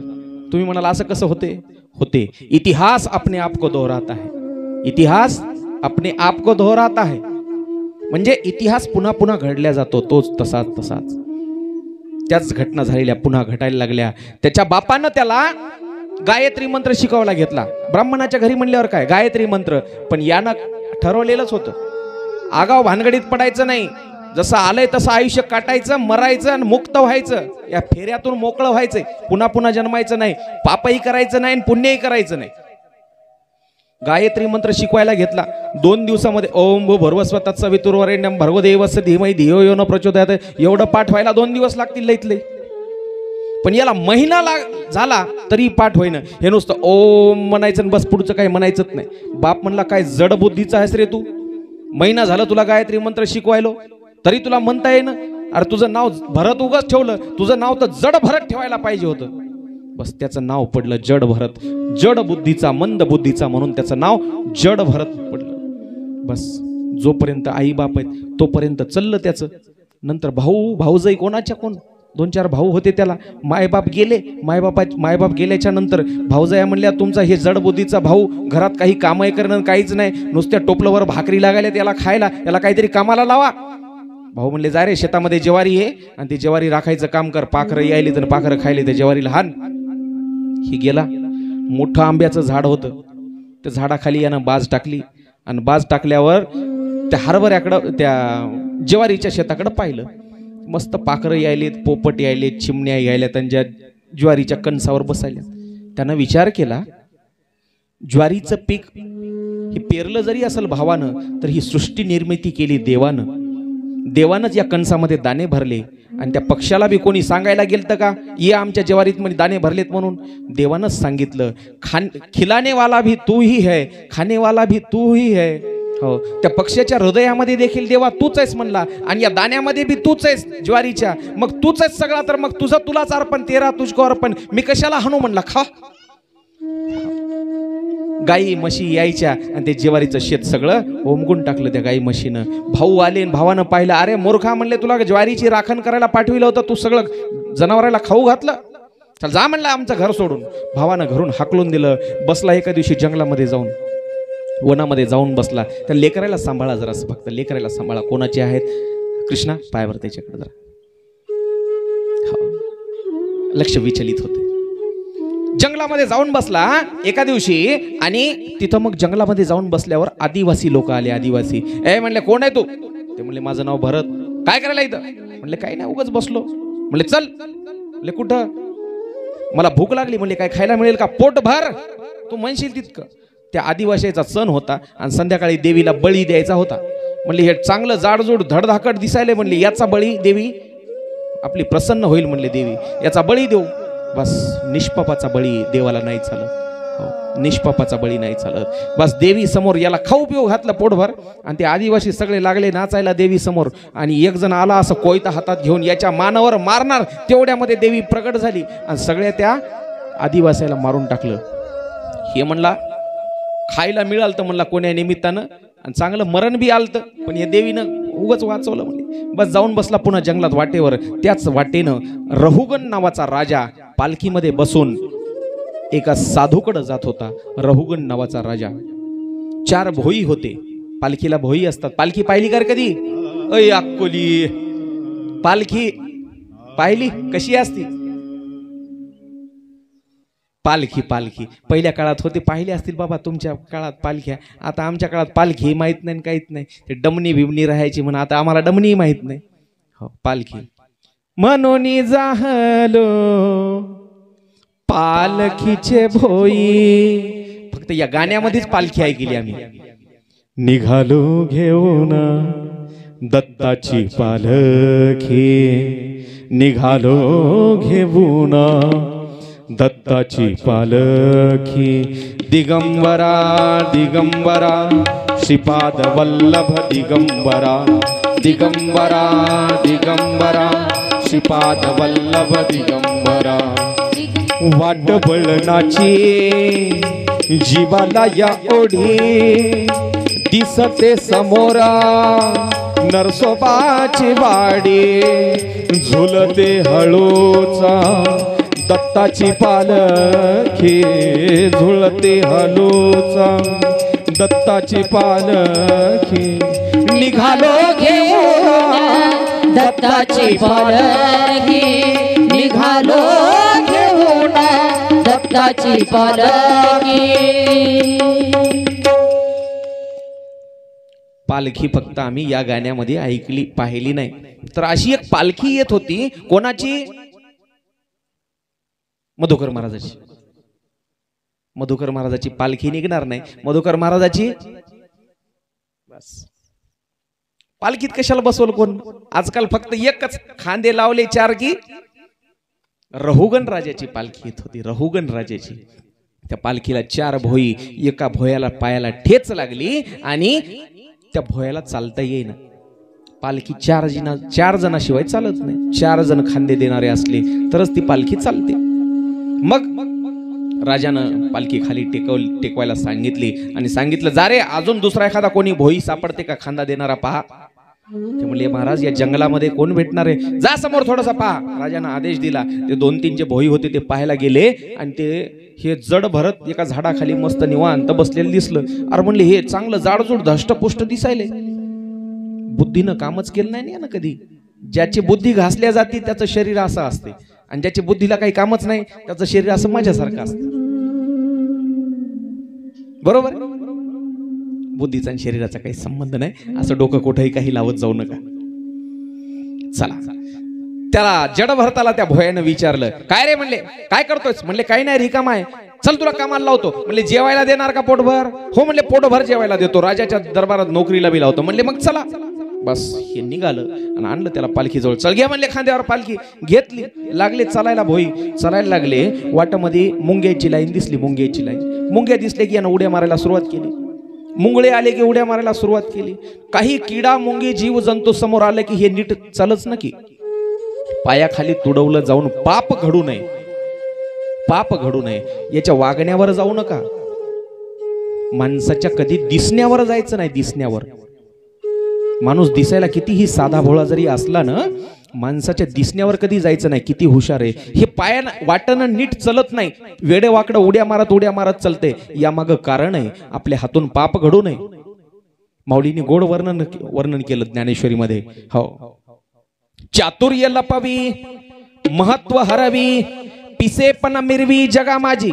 येड्याचं सोंग घेऊन हे जगामध्ये राहत होतं. जगामध्ये येड्याचं सोंग घेऊन आपण म्हणतो ना, येडा बनकर पेडा खारा आहे तू, म्हणतात की नाही? तसं काम होतं याचं. येडं बनून राहायचं पण हातानं पाप होऊ द्यायचं नाही. म्हणून हे वाकडं तिकडं चलायला लागलं. एकदा एक उडी मारली एका मुंगळ्यावरून त्यानं आणि राजाला दणकन डोक्याला पालखी लागली. डोकं असं एवढं टेंगुळ आलं राजाला. राजा म्हणला, कोण आहे ते? त्याला आपला प्राण प्रिय नाही का? उतरा रे खाली, पालखी ठेवा खाली. बस पालखी खाली टेकवली आणि राजानं तलवार काढली.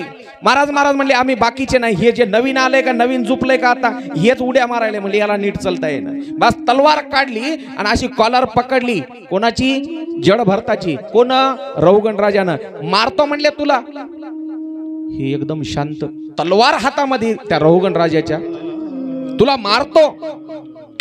तरीही याच्या चेहऱ्याचे भाव बदलले नाही. मला मारतो राजा. मला म्हणजे कोणाला?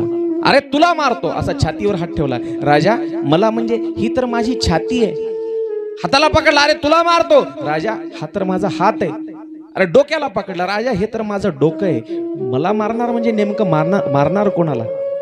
अरे तुला मारतो. राजा, हे तर फक्त माझं शरीर आहे. या शरीराला मारणार तू? मी यापेक्षा वेगळा आहे म्हणले. नैनम छिंदंती शस्त्रानी नैनम दहती पावका. राजा, मी कोणत्या शस्त्रानंही मारल्या जाणार नाही. अग्नीमध्ये जाळलं तर जळणार नाही. पाण्यात बुडवलं तर बुडणार नाही. मी हा आत्मा आहे आणि आत्मा अजर अमर अविनाशी असतो. तू मारून या शरीराला मारशील. मग राजानं तलवार खाली ठेवली आणि त्या जड भरताचे पाय धरले. अरे एवढा ब्रह्मज्ञानी तू आहेस तरी कोण? राजा, आज ज्या राज्याचा तू राजा आहेस, 3 जन्मापूर्वी मी या राज्याचा राजा होतो. भरत माझं नाव.